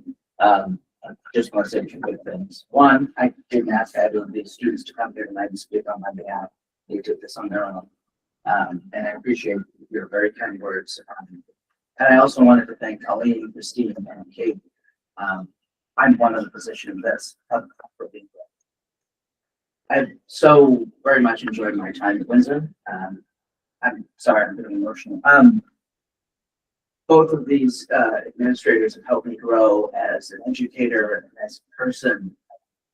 And I just wanted to thank them for the opportunity you've given me to grow and become a member of the family of Windsor, because it's like a family. So thank you. No matter whatever decision you make, I leave Windsor a better educator and a better person. So thank you. Thank you for coming. I have to say, as a teacher who was ripped at one point, I worked at Concord for 16 years and take that a position, and that position happened to be mine. Being the last full-time teacher hired, I almost made it 20 years there, and it's not easy.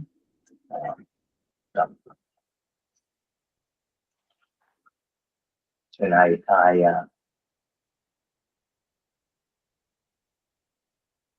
understand.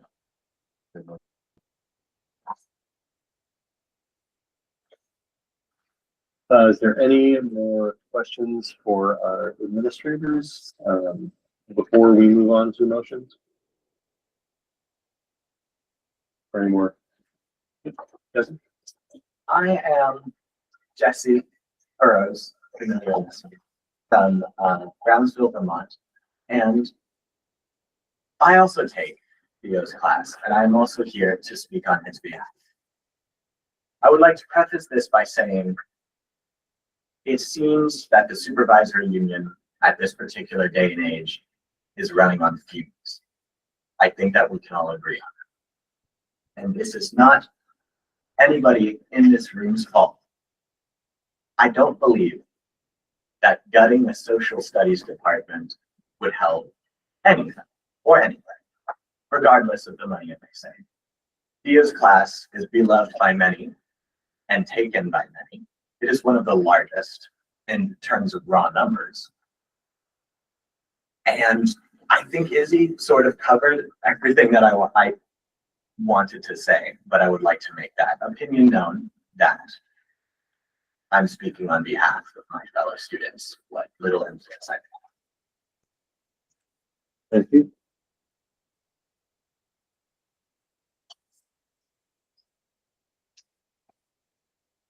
Any other questions or general comments to the board before we move on to motions here?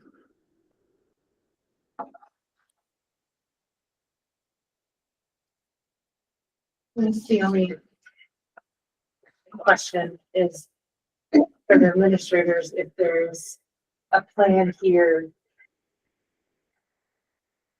that you favor for a reason, like if there's what your thoughts are on which one. I can start. I think, we came last time and we were working to be in compliance because that's what we were supposed to do. And we did that. And I appreciated the board's directive of let's transition this a little bit slower. That was good to hear. I felt it was my responsibility to bring budget in compliance, but it's your job to approve the budget and bring it to the voters. So it was nice to have a little bit of leeway. And I think it felt better going back to the union and talking through scenarios and slowing it down a little bit. So I think my support would be around Plan B, which slows it down a little bit.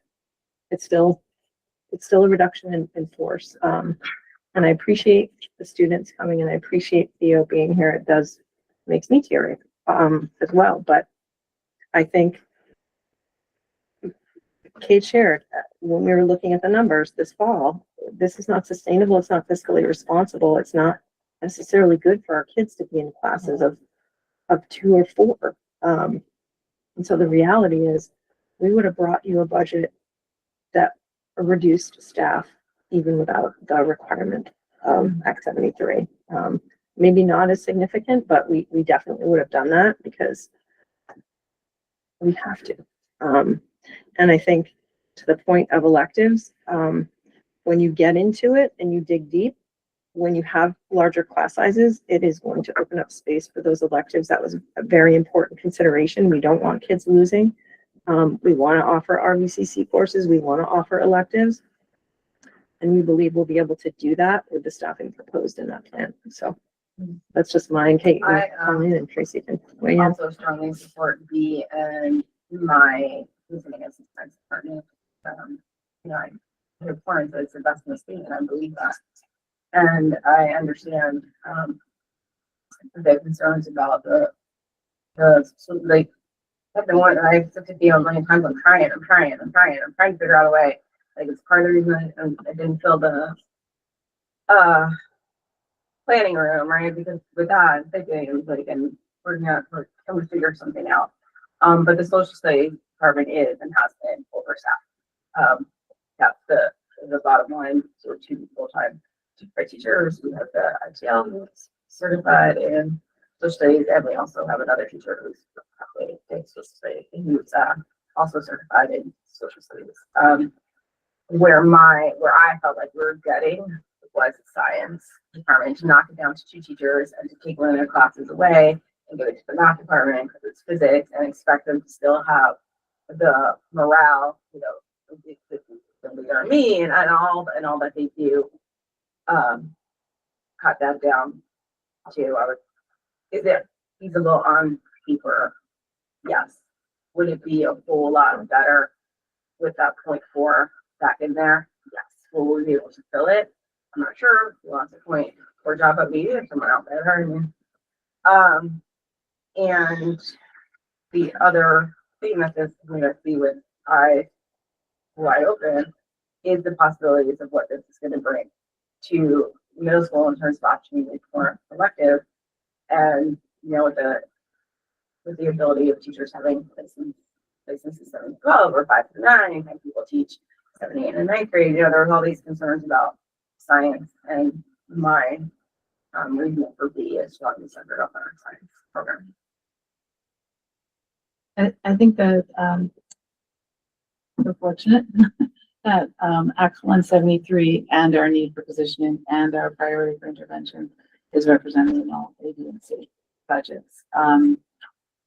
It's that makes it easier for me, but I know how much work Kate, Colleen, and Kristen have put into all the different options, and you know, we agree that it's easier. It's very hard when you're talking about people versus positions, and that's why we try to stay within that language, because we know as we're talking through this, we're talking about people, and that's what we don't want. But I think, you know, I know Kate feels strongly about B, and I support that with having witnessed all the work that they have done with scheduling to go through. And I really appreciate the collaboration it brings to middle school and high school. And I think that's going to provide some opportunities that we haven't seen. I also support B. I think it's been said, nobody wants to cut any positions. And our contract goes by seniority. And for the middle school, I think one of the things that I look at is when you see the class size requirements that we've been asked to follow, the middle school, in my opinion, in all the years I've been there, have always been high above those minimums. And I worry about pushing those higher numbers to like what the maximum is and having too big of a classes. I still have 6 full-time teachers. I have 6 sections, and that we are able to fill that. I would be lying if I didn't say I would love to have more interventionists all the time. but this is the most fiscally responsible decision, and I still have the support that I have the need for my students. But there was a few years ago where we had a 7-person team because we had a bubble. And that will happen again in the future, and we will come back and ask when that happens. But that's what I'm thinking about is, yep, we're talking about these minimum requirements, but what happens when they get really high? I will say, I mean, just as a complete aside, it is ridiculous to have the minimum be 7 students away from the maximum. It's, the minimum is now at 15, and the maximum is 22. And you have to somehow, like, based on something that's completely out of your control, Right. Which is, people having babies or moving to our state. It's I mean, I do appreciate a lot of the things that people have recognized that are out of our control. That, you know, especially Bill recognizing, you know, the contract that like I follow the contract that is presented to me. And the health insurance and the maximum, there's some things that are out of our control. Jennifer. So in my 13 years, we've always ebbed and flowed. The state has determined that they have a class size minimum, and we've created something that meets that goal. I think I'm ever the optimist. We can find value in moving forward with predictability and thinking about keeping the multi-age approach that we've been working towards. This is perhaps an opportunity for us to really hone in on that flexible approach that we've been talking about for years. I feel like I've got the staff ready to rock and roll on that. You know, we're a small state. We're a small state, and so small numbers are the standard. So to have a multi-age class of 20 kids is, in most of the world, pretty common. There are some structural things that make it challenging, but I think we've got with Christine and Bridget working with us to help support a multi-age approach with the curricula that we got. We'll figure it out. We'll figure it out, and I think there's opportunity here. So, you know, we did the best we can with what we got, and I think the funding structure is not something we have control over. I think it is way more complicated, cumbersome, and ineffective, but it's not what we control. What we do control is what we're presenting. And I think, you know, either A or B, we both, right, we're cutting a position at Albert Bridge School. It's going to be what it's going to be, and we'll make the best of it. Thank you. I think your question. Mhm. And then I'm happy to hear that. Yeah, and I think the last thing I'll throw out, I mentioned this earlier, but just reiterating that the fact that any of these plans is going to see us go over what is, I mean, nominally an excess spending threshold, but it's a spending threshold. And it feels kind of arbitrary, and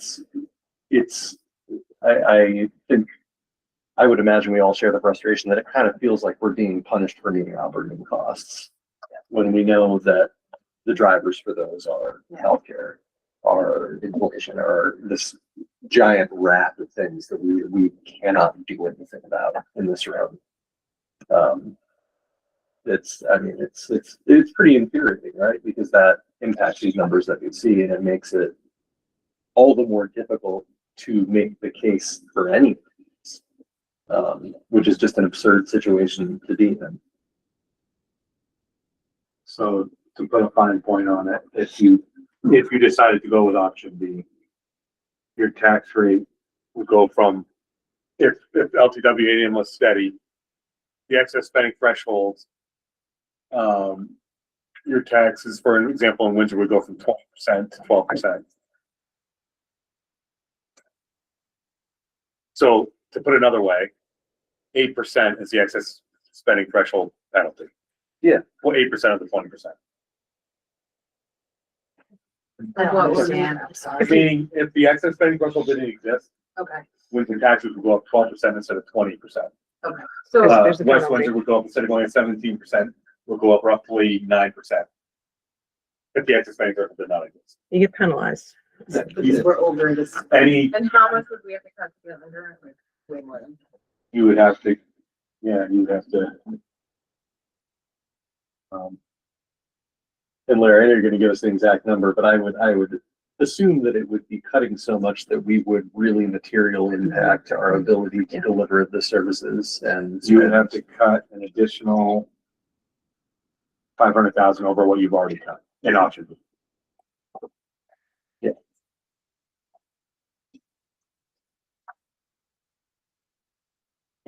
And when I hear Bill asking about non-facing student positions, I feel like there's not many of those either. It really isn't. Really isn't. But not many is not zero. So I would prefer to cut those positions than cut an interventionist any day of the week. So the intervention position, no, it is at the middle level. It's a, yeah, thanks, Izzy, thank you. It's a 0.4 reduction in middle level intervention and a 0.6 reduction in high school intervention combined. But if the intervention in high school gets funky, right, because Right. we need nothing. So right now, in the intervention that we have at the high school, I believe it's not really, to call it intervention really, isn't it? What, I think it's about It 7 usually isn't called. Right. Really 7 kids total over 2 to 3 periods. Yeah. And all sorts of things. I'm not talking about that.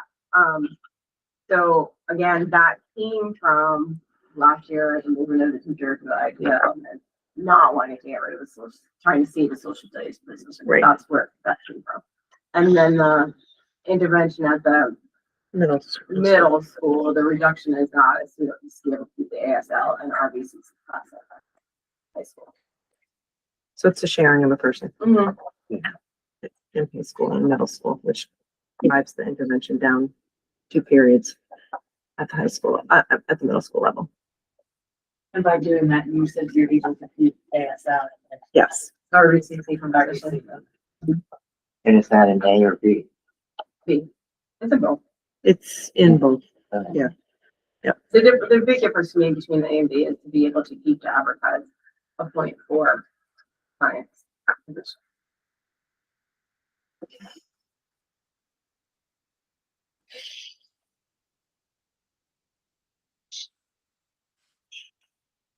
well, I guess before we get to motions,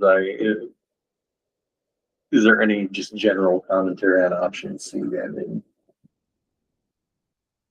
The good thing about option C is if we put it out there and gets voted down, then we have a. True. Yeah. But that would be unfair and, not a good one.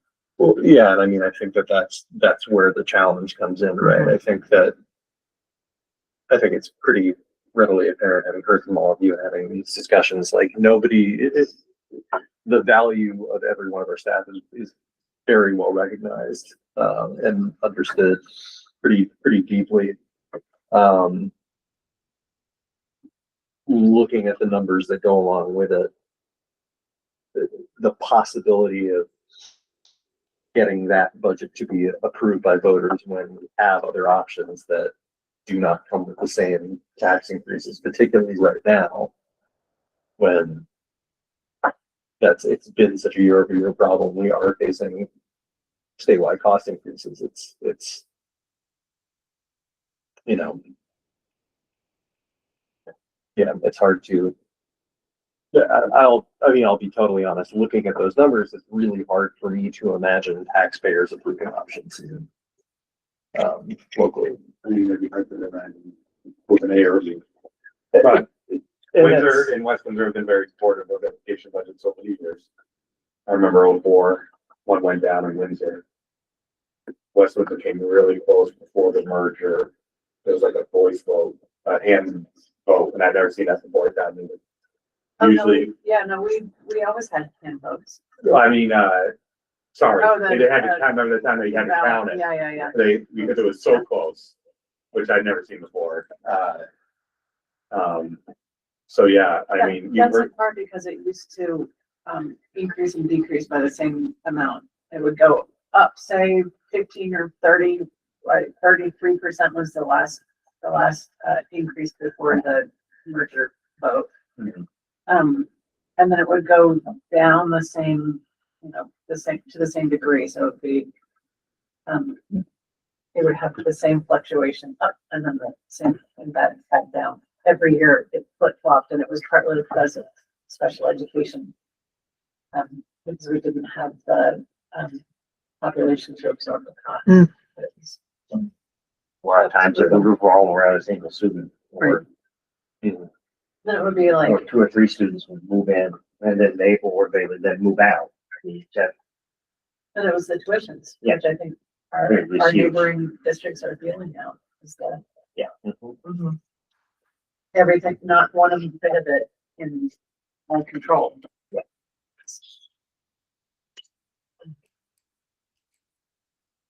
So Larry, when,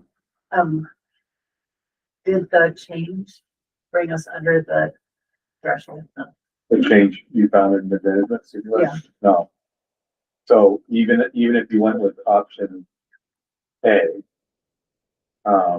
you would still be over the threshold by a smaller amount. You would have to cut, you weren't here, you'd have to cut $500,000 on top of option B, get under the threshold. In addition, So we are paying an extra $500,000. no, it doesn't work like that. You're paying an extra $470 per LTW ADM. That was $1 for every dollar you're over. It is. So they take that so right here, I'm just using for the sake of math, option B, because I've heard 3 board members say option B. You are currently $554 over that. So this is what your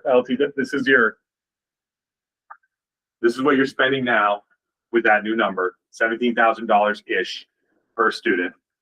The excess spending threshold is $16,470. The difference between that and the 17,000-ish is $554. Right. Then they tack that on. So that's where the double taxation comes in. They take that 554 and they add it to this. And now you're at 17,578. So it's a penalty. Oh. And that's where the tax rate comes from. Right. After the yield Okay. and after, some discounts from Act 84, which are minor. But basically, that's the double taxing is if the threshold didn't exist, you would pay that, not that. Is there a discussion, And that amounts to roughly $500,000. is there discussion of changing the threshold? Yes, that's on the agenda. But we go to print in a week or two.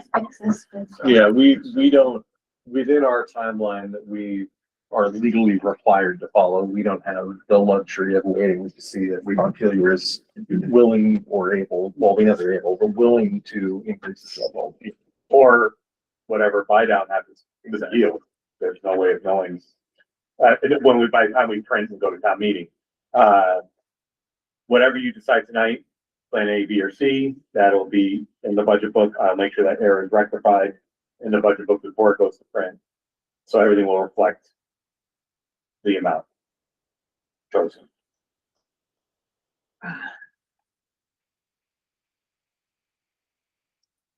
I've already got a ticket to get a copy of that. I think it's just one more time, just for my notes, and this is the first time. If the buy down, did I hear that's 77? Was The public amount was 75 million. That was an impression. And did you say a kind of rough projection of what that The was? statewide projected average from the tax commissioner's letter was 12%. if the buy down occurred, it would be statewide average would go down to 6%.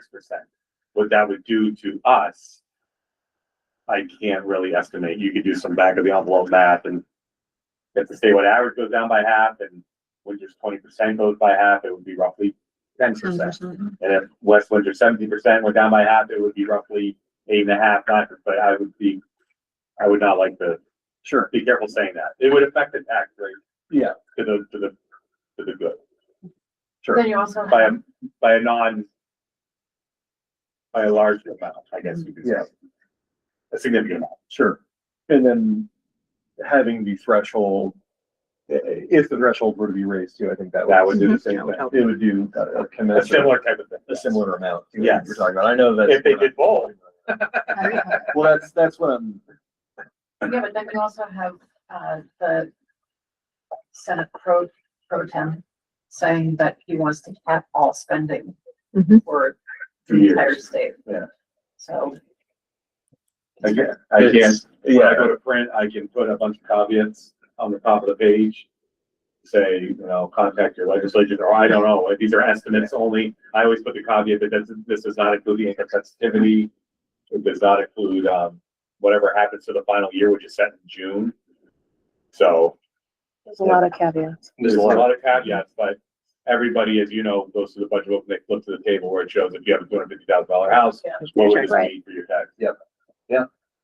Well, and I appreciate in your last presentation, and I think, and I believe this in the budget book too, just showing that line graph of healthcare costs increasing. I think that's. I added that this year. Yeah, well, and it really needs to be salient to folks because it's, It's jarring. it's incredibly jarring and I hear the concerns about sustainability locally, but I think at a state level, like what does sustainability look like if that is not somehow brought to heel, right? Because how often are we having these conversations about we're being asked to reduce staff and cut local budgets when we're cost funded, right? It's not us. So yeah, it's some got to give there. We can't do anything about it here, so I'm not going to dwell on it any longer. But it is a genuine concern when that cost is continuing to be passed along to outside taxpayers. It's, yeah. Yeah. And up in Norwich this year, they are facing a more than 50% increase in their taxes. Yeah, And with level spending, and they are 50% increase. there's only so many times that the state, and I'll just say leadership in Montpelier, whether that's in the House and Senate or the governor's office, can continue saying local business trying to be fiscally responsible. It's like we are. Yeah. That line only works so long when you're watching healthcare go this year over year, and that just hits us like a ton of bricks every single budget season. If we had to say what New Hampshire paid, we'd be golden. I mean, we pay $15.50 a month in healthcare benefits, and in New Hampshire they pay $4.50 a month. Wow. It's absurd. It's a huge, and we are by far the most expensive healthcare in the country, which is the most expensive in the world. Yes. So that's yeah. There's But we also, yeah. I just wanted to point that out. Again, there's nothing we can do about that here, but I just think it's a reality as we continue budget every year, and if nothing happens with that, we're going to continue feeling pressure to do things that at a certain point. So, yeah, to move things forward, Yes. I will make a motion to approve the budget at $16,624,852 of Plan B. All right, I'll second that motion. So discussion of Plan B as a proposed budget. Don't like it. Doesn't feel good, but, um, that's my discussion. But if the administrators support it, uh, so will I. And there might be people who resign. You know, people who retire.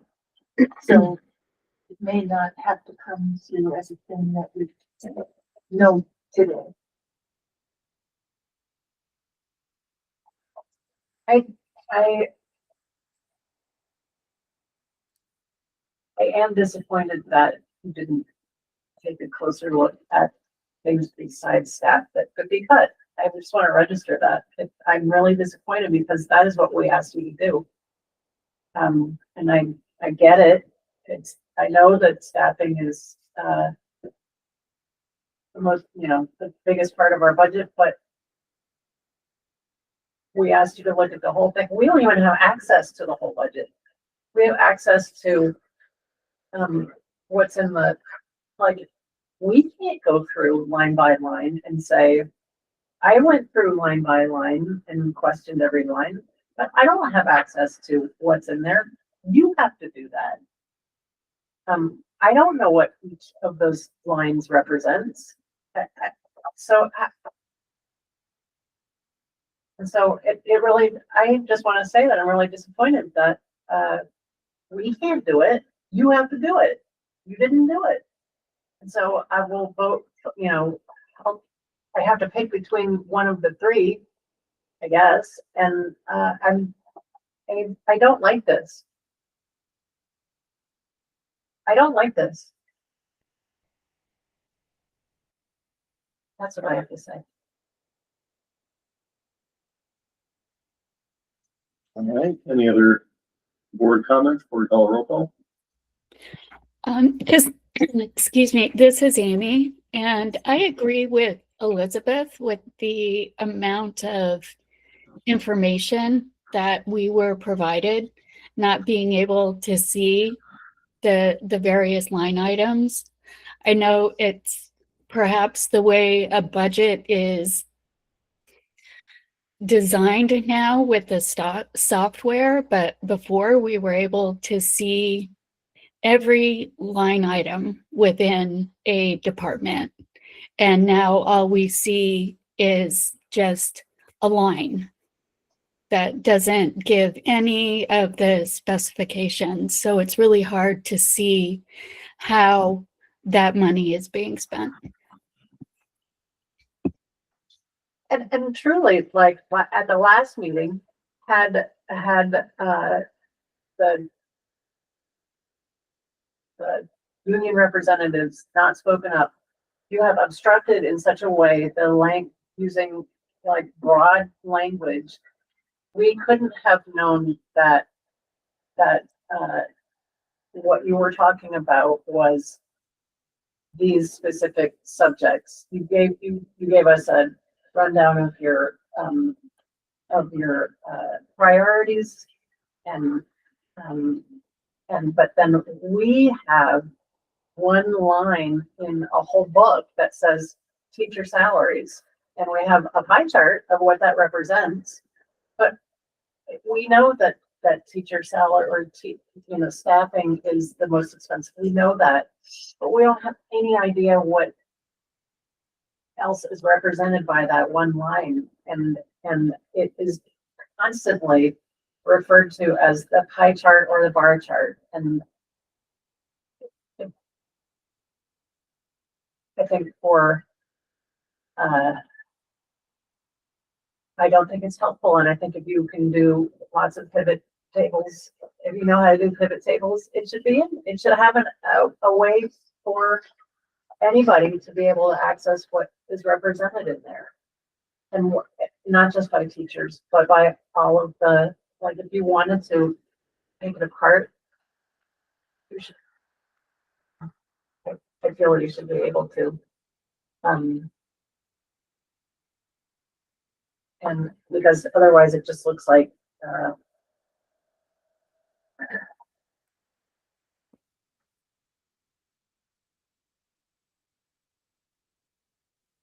I am eager to do the homework for this job. I want to do the homework for this job, but,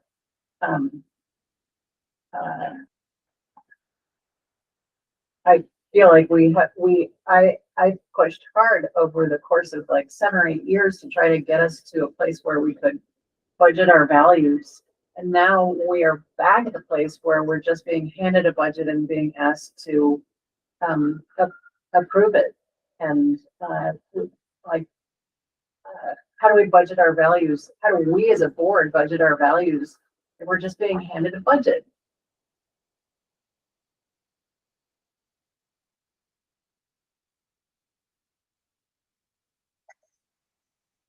I don't take any of this lightly. Like, I know the positions do equal people, and I know some of these people personally and are very close friends with. And I hear what you're saying too, but I also hold our administrators and their values that I have to trust in them too, that they are bringing their values to the table, that they showed us each week that we've been here, each month. That I hear what you're saying, but I just want to say that I do value what the administrators brought to us as far as this goes. Oh, I don't, I'm sorry to imply that, that I don't value that. I know these were difficult discussions. Of course they are. But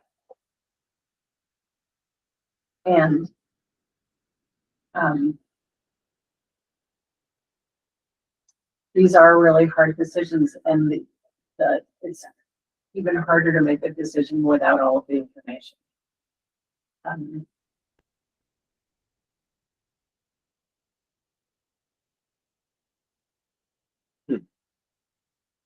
Well, I will say that, apologies for not coming back with non-facing cuts. I think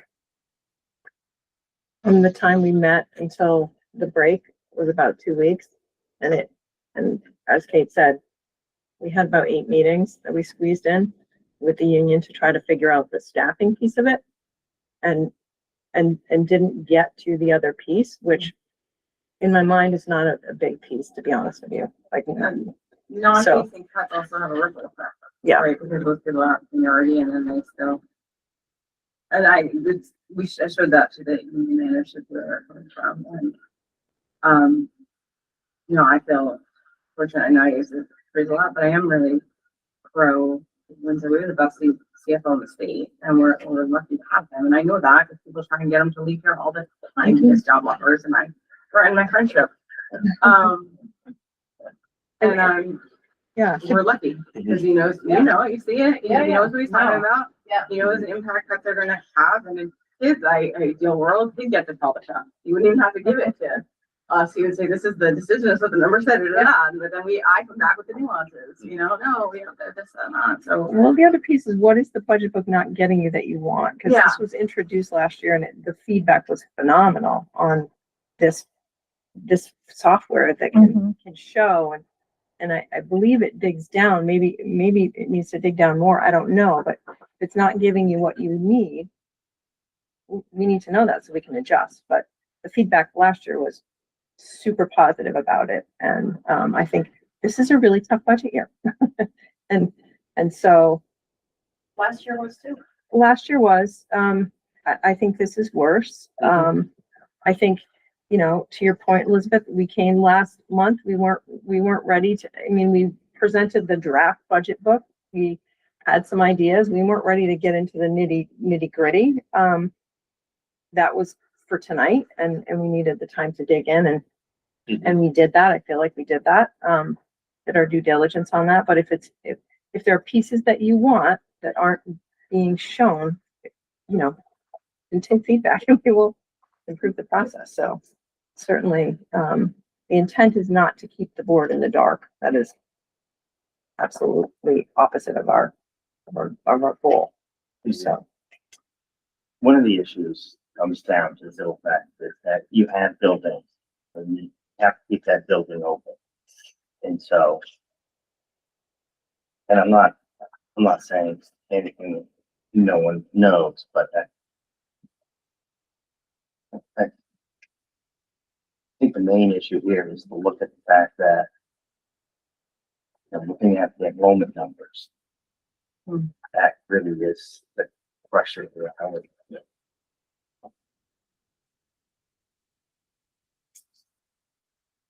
And at some point, as a board, looking at our values, we have to start thinking about what's going to happen in 5 years, and then what's going to happen in 10 years. And we have to start making those plans now, not just looking at, well, what's the budget going to be next year? What are the enrollments going to do? What's going to happen to insurance? What's going to happen to state? And so, Can I ask a question? Sure. Not really a budget question, but, if, as you were saying, most of the 30 kids who left our district were in 4th grade, are we looking at why, whether there was a cause? Yeah, so we're literally going kid by kid, to verify everything, because we have to go with LGWADM, and we get these, updates, and we compare what's in our power school to what's the state is telling us is in our power school. And Ryan created a report, where we can click on each kid and find out, and they leave for all sorts of reasons. They go to Newport, New Hampshire, they go to Florida. We had 2 students of the same family leave. One played basketball last year, like in the summer. We thought we were gonna have them, and we did. And we had a little sister. So like, without getting into kids' names, they leave for all sorts of reasons. It seemed like a large number than normal, compared to what we brought in, the 48 students that we brought in. But Lori Brown is ridiculous in keeping outgoing notes. So that's what Ryan and I did this morning. do they have any food? I think it like kind of balances out because you need something Yeah. right now. I'll go find something for you. If you look right in front of where the screen is, right underneath the cart where there's a computer, there should be a bucket of food. Things like that. So when I say 4, a lot of them are 4th grade students. I want to be clear, you're talking like 10 students, 10 students of the 40 some odd students. So it's not like a huge Okay. number. It's not like I was 30, 40. picturing 40 students No, from it- grade 4. No, No. it's not. It's 40 some odd students district wide. Okay. Just this year, or was it over? Because the From 4th the grade difference class between is a last- big class. The difference between last year and this year. So it could be that it's a bigger class, Right. but then They we're work, trying to yeah. compare. And also it's a snapshot in time. It's October 1st, right? And it's less pre-K students, There are less pre-K less pre-K students. students. This year in August through the end of September, I got more students enrolled in 1 year and they all happened to be coming into 7th grade. And I thought, what is happening? Just was the luck of the draw. Thanks. Yeah, so It'll change at the point in time. it was the.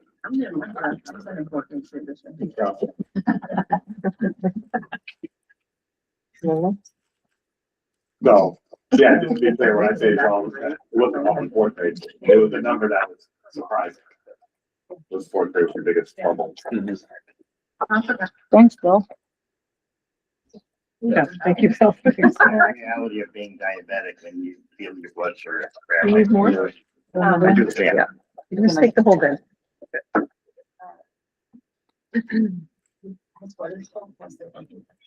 Okay, approved it, but. Mhm. Yeah. Well, I appreciate everyone sticking around for a long conversation about this. There's a lot of questions that need to be asked. I think that, I commend our administration and the folks in our SU office for really taking the time to address those in this moment. And also, even if it did not get into the granularity of looking at either non-student facing costs or material costs. I appreciate that there was the capacity and will to put in some hard work a really tough time of year to make a plan B. I think two thoughts, just hearing what everyone's saying, and yeah, bringing us to where we gotta make a decision on this is, I think, yes, the concerns about the granularity of it, that is something that we can bring into next year. I mean, we need to be having this process. I think the presentation of the tool that is being used is appropriate. It has been adequate for my needs, but I think we want to make sure that if we want to drill down as far as possible, we should look into that.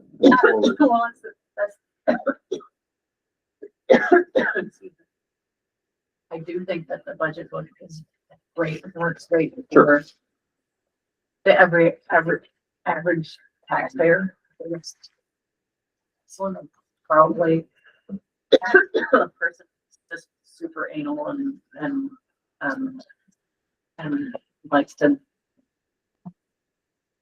For years, I heard, spend my Friday evenings looking at this stuff. That's for years, I heard, can you give us something that is not just a spreadsheet on a piece of paper, on a printout, yeah, on a board meeting night? Yeah. Can we have it at the click of a button from a phone, from a computer, Yeah. months before the board meeting occurs? Yeah. And, maybe in my haste to deliver that, you lose some of the color and the detail. and So I'll work on that. you've really done a remarkable job with all of that, Larry, and I deeply apologize for implying that you haven't been doing a remarkable job. It's just hard. When you see teacher salaries, how many Yeah. teachers are in the salaries? Yeah. And I think, in the spirit of continuous improvement that we all come to this process with, it's, we go with it. One of the things that came up from the budget advisory committee was, we were asked multiple times, and I think it was a timing thing, really, because by the time we got to December, it was almost too late. They wanted to see all the things that you're talking about by department, by FTE count, right, in a table, just like we did for Weathersfield. I didn't feel comfortable doing that because it would out the teachers, right, before they had been told that they were possibly going to be ripped. We couldn't put that publicly out before we had talked to the teachers. By the time we did that, it was already December.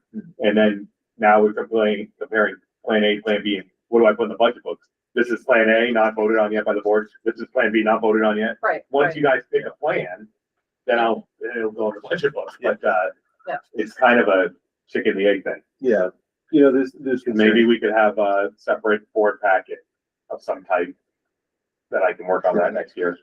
Yeah, and I think that's a process discussion we have later, but just to kind of wrap on that. Yeah, yeah. Here, so we can, and it's all good. When we talk about non-student facing folks, when we talk about materials costs too, that also reduces the quality of what we're able to deliver. And I think that we've experienced that firsthand with, we know that if you put off replacing a roof year after year after year after year, in other places, eventually you're gonna have the roof. I think we're all very aware of what's happening in Woodstock, and I mean that's maybe the most extreme example of like and Hartford. I think that it is really understandable and like deeply humanly understandable living in these small communities that you want to find those other places. But eventually that leads to other problems that ultimately impact the ability to deliver highest quality education. And I think that, as Megan mentioned, our administrators work with everybody every day in these buildings. We live in these communities. These are people we know. We might have worked with them before. Like there's all sorts of connections here, and that is not lost on me. And I'll say it one more time. I really appreciate the time and effort into making sure that there was an option B here, and making sure that we were not just hitting a compliance number. And I also appreciate that was the first thing we got, because that is kind of the charge. And like when something like that comes down from the state, I think that finding a way to make that transition in a way that is as the least disruptive possible way of doing that. Because the impression that I've gotten about Act 73 is that isn't a part of it that anybody is really budging on. But we also do have a 3-year window to work on that and figure out other ways of doing that, and being creative with how our staff are placed and how our services are provided without simply immediately getting that under and then just moving on from there. So yeah, I'm appreciative of reviewing this process. It's really hard. It's not fun. And yeah, at a certain point, we just got to make a decision on it. So with that in mind, I will take a roll call vote. And I will start with Amy. How do you vote? For Plan B, I vote aye. All right. Bill? Aye. Nancy? Aye. Elizabeth? Aye. Megan? Aye. And I am an aye as well. So Plan B is adopted as our budget. And thank you, everyone. I'll make sure everything is budgeted in the budget book, based on the vote, based on the error that is. Appreciate it. Oh, Larry, that was the second vote as well. It wasn't a. We do.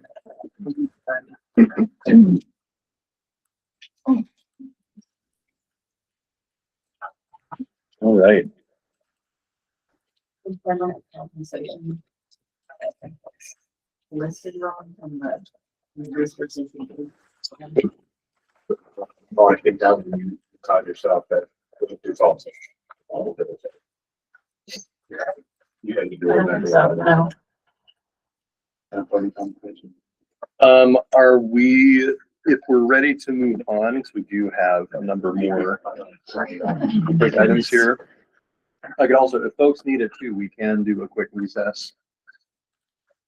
Already 9:10. Yeah, I mean, it's just Sorry. it's just gonna make the meeting go longer, but, all right. So, Sorry. all right, so we are on to item 6B, which is the February budget informational meeting. So just logistics, date and time. Yeah, so typically we go the week before, but it is school vacation, so we'd like to propose February 18th at, I believe we do a 6 o'clock in room 210 has worked quite well the past couple of years for logistics. It's a Wednesday, it's usually a Wednesday. Yes. We typically do the week prior, but because that's a school vacation week, we'd like to propose the 18th of February. We could propose Monday, but it is a SU board meeting on the 16th of February, so that's why that date doesn't work unless we want it to. And Heartland will be the 17th, so proposing the 18th of February for the budget informational meeting. And just a meeting, no dinners and things like that. Yeah. I think last year we axed the dinner because people weren't going to it. Yeah. And I think that worked fine. I think Yeah. we had some like coffee and refreshments, right? We do that And again. it was upstairs in 210. Yep. Yeah, I think the model that went last year was really appropriate. You want cookies and coffee? Cookies and coffee. Six or, whatever, I can't remember. Do we just, is it normally 6:30? I get them all mixed up in my head. 6 is early. I'm okay with 6:30. I mean, that 6:30? doesn't usually Okay. last very long. So I'm okay 6:30. saying We got it. the start time. Right, and you say it's Kate, is that the, Kate, yeah, she's agreed to moderate again. excellent, Yep. okay, cool. I'll just give her the date tonight. All right, yeah, that works. Okay. One last glance, I think I looked at it earlier and it looks, that's a Wednesday. It's a Wednesday. Oh, wow. All right, any discussions, question about that? I know we don't need to vote on it all, it's just thing we need to be aware of. Does that work for everybody? All right, item 6C, the excess spending threshold letter. As it came up multiple times in our budget discussion, and we've already talked about the SU level. Christine has written a very nice letter of advocacy to convey to our representatives in Montpelier to ask that they raise the excess spending threshold, and for all of the reasons that we discussed when we were talking about budget. And I'll just say one more time emphatically, I don't really like saying the word excess before it because it's just a spending threshold. There's nothing excess about the spending that we're doing. We're meeting our operating costs and just what we want to do. And I think that Montpelier needs to raise that and not punish districts and local taxpayers for meeting our requirements.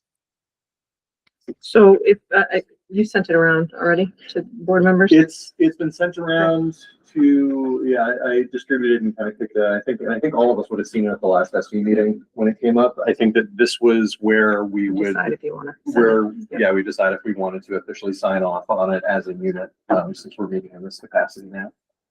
So I'll tell you, I've individually sent it to people that I know a number of other folks have, maybe same as you have too, but. So I think it's just whether or not you all want to sign off on it, and then we get names on it and send it away. Cool. Does anybody need to review the text again? Y'all have a chance to. I've read it. I think it's definitely.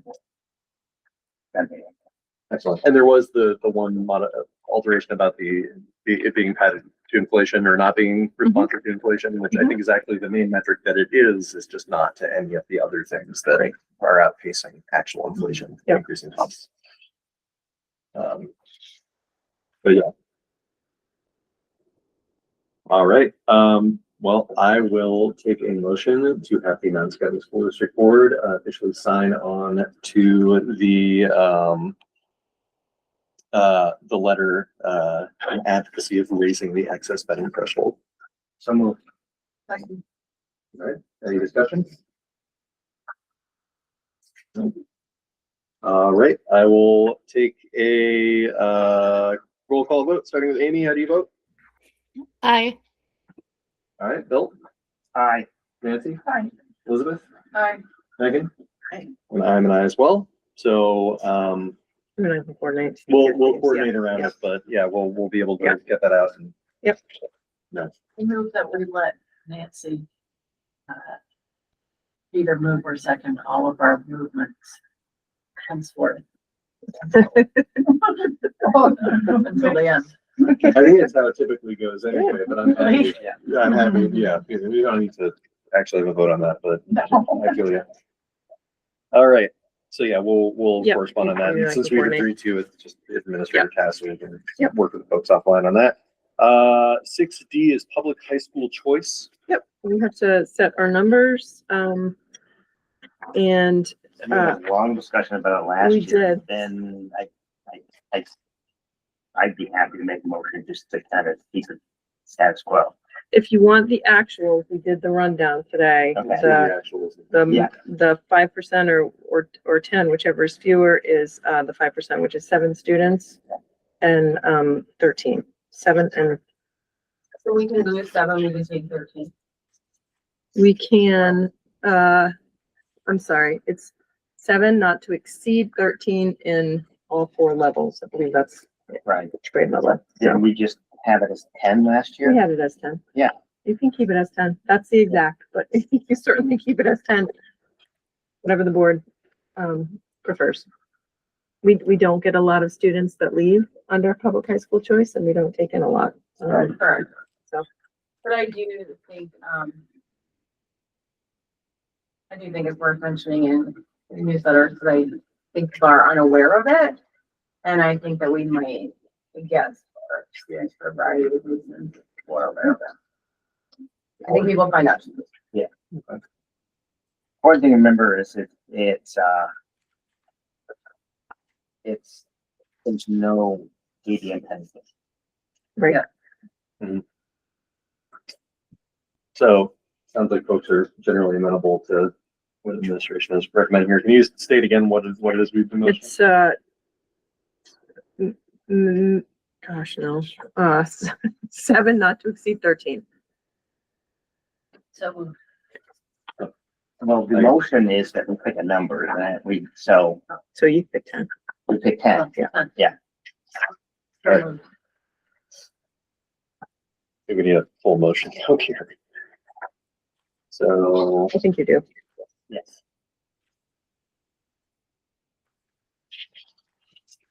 To set the public high school choice number at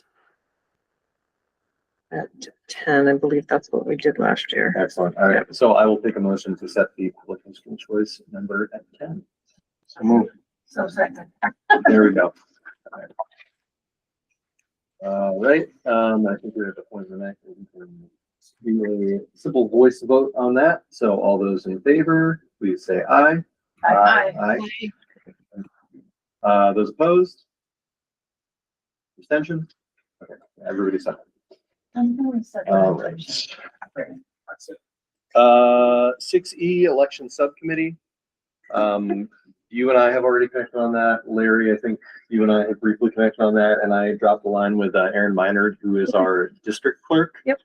So it's on the radar yet. We haven't actually put a meeting on the books, but now that we just kind of put it out there, and we'll do what we've done for the last couple of years. We'll get together and just make sure that there's some of us focusing on the logistics around town meeting day, how our elections run. Make sure that if any questions come up, they're being addressed and dealt with, and we're not running into any issues. So at least he's not here right now, but I'll thank Aaron Minard again for being willing to be our clerk. He did a fantastic job last year, and it's extremely helpful just to have somebody who is dedicated on that one day a year to making sure the system works the way it needs to. All right. 6F MOU on the ABS grounds. This would be us approving, I think the MOU is in your packet. It's the same MOU that we saw before. We just opted to kick it out a month so that the West Windsor board could take a look at it and make sure they didn't have any changes to it. Matt Frederick got back to me and he said that there are no changes to it, but they have reviewed it now. So we are now in a position to approve it. So I will take a motion to approve the memorandum of understanding regarding the use of Albert Bridge School grounds. So moved. Second. All right. Excellent. And all those in favor, please say aye. Aye. I, Any opposed? Abstentions? Excellent. All right. So that passes. That is adopted. Right. Appreciate West Windsor Select Board for taking a look at that for us. I think somebody said they have a lawyer on their board too, so that was like really the big thing is we wanted to make sure it was airtight. But what has been happening is now officially agreed to in the document, which is good. Item 6G, we have a resignation, so I will turn that over to. Yep. Yep. So we have the resignation of Kara Curtis. She is our middle level interventionist. In this process, she recognizes that she's the position that's going to be ripped. So she started looking for a job because she needs job security. And she asked permission to interview, which is what you need to do in Vermont. And I granted that permission because I felt like compassion for her and knowing that she needs a job. So she was offered the position, and I've worked with the superintendent in the district where she's going to go to, and we've agreed that he'll hold that position until February 27th, and she'll stay with us through February 27th, which really gets us to Vermont CAPS pretty much. That was kind of our thinking, Colleen and my brainstorming with her.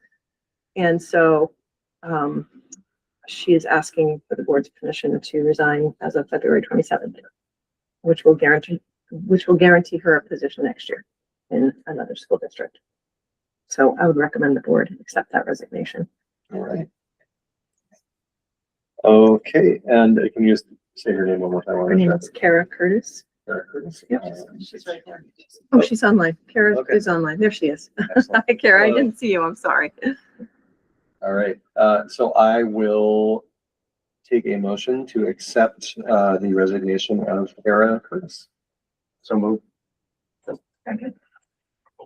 All right, thanks. And yeah, I think that, you know, particularly given the circumstances, it makes sense.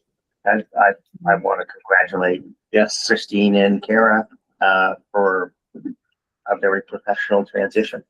And so, Thank and you I very will much. thank you for your Thank you, service. Christine and Colleen, very much, and Jordan, very much. Thank you. And the board, thank you. Yeah, and thank you, Kara, for, you know, Yeah. for your She's service done to an, our she's done an community. amazing job, and we're fortunate to have her. Yes, and best of luck in your new role too. She connects amazingly with our students every day. All right, so that gets us to the end of item 6. So we are officially, Didn't vote. oh, we didn't vote. I'm so sorry. It's the after 9 o'clock. Yep. All right, so I will take a voice vote on this one. So all those in favor, please say aye. Aye. Hi. Any opposed? Abstentions? Okay, and that's happening. Thank you very much. Thank you. Thank you very much. All right, and now we are on to item 7, setting the next agenda. I heard it mentioned, but it's not on my calendar yet. Is the next meeting February 2nd? The next meeting is, hold on, let me pull up my calendar. I think there's nothing. There's nothing in Google Calendar. There's nothing in Google Calendar? Oh, that's think not so. good. I have a 6:30 MASD school board meeting on the 2nd of February Oh, in my calendar. I would maybe have to Looks- double check. it, because Looks like I she would- didn't invite the board. I wouldn't have rejected it. Yeah. I look I for will- those. Okay, that I was will the have day her do made that. sense when someone said it. So because that is a few days before our second community dinner, we'll just put the item on that. We can work on that offline, just logistics. It'll be dinners and. What time? What day is it? February 5th, Thursday, February 5th. So you want that on the agenda or you don't? Last time we did this, we just did a quick check-in a few days before to make Okay. sure that there weren't Got any it. loose ends, but again, as this is our 3rd time, we're sorry about it now. We can just flags. Yep. Oh, you mean putting out an agenda, yeah. Yeah, we're gonna do a quick gut check on the next agenda. Okay. And I'll be in touch with my usual sign up list. I think we reach out to that sign us up. Then we'll find Mary McDonald, who loves helping us with. Great. We had 2 things from last. Yes, I know one of them is we were going to discuss at the district level, and I think this came up at SU level. We wanted to talk about library Yep. library services in our district. I think that's an important conversation. Yep. Bill had sent you an email about the HATC bus, HATCT bus. Yeah. Being on the agenda. Yeah. In February. Yeah, I recall that. Okay. I can go on there too. And then we will come with our budget, the principals will come with the budget run through for the public information session. Yep. Yeah, that we'll presentation. give that a look before the meeting a couple weeks later. Yep. Anything else that needs to go on there? Or is it just going to be admin report? Do we have any student participation learning or anything Not until March. until March? February's, the big focus will be the budget information. Absolutely. Report. Yeah. the Run through. All right. Anything else from the rest of the board you want to see on the agenda, or we? No. Oh, also accessibility updates Yes, was one of the things. that was. Thank you for. Yep, we wanted Yes. to talk about accessibility. And you updates want to- Jim to be invited to that meeting? Yeah, I think that'd be good. Okay. Yeah, I think you can speak the most directly to it. Yep. And it's always great to see Jen. Yep. I look forward to it. Got it. All right. Yeah, and I think that shouldn't overburden that meeting, but those are things that I would like to talk about sooner than later. Okay. So, okay. Good. All right. So that brings us to item 8, which is adjournment. So I will take a motion to adjourn this meeting of the United States School District Board. Come on. All right. All those in favor, please say aye. Aye. Does anyone have the, Did Amy say aye? I There we go. Thanks, Okay. Amy. I felt it in my heart. does anyone have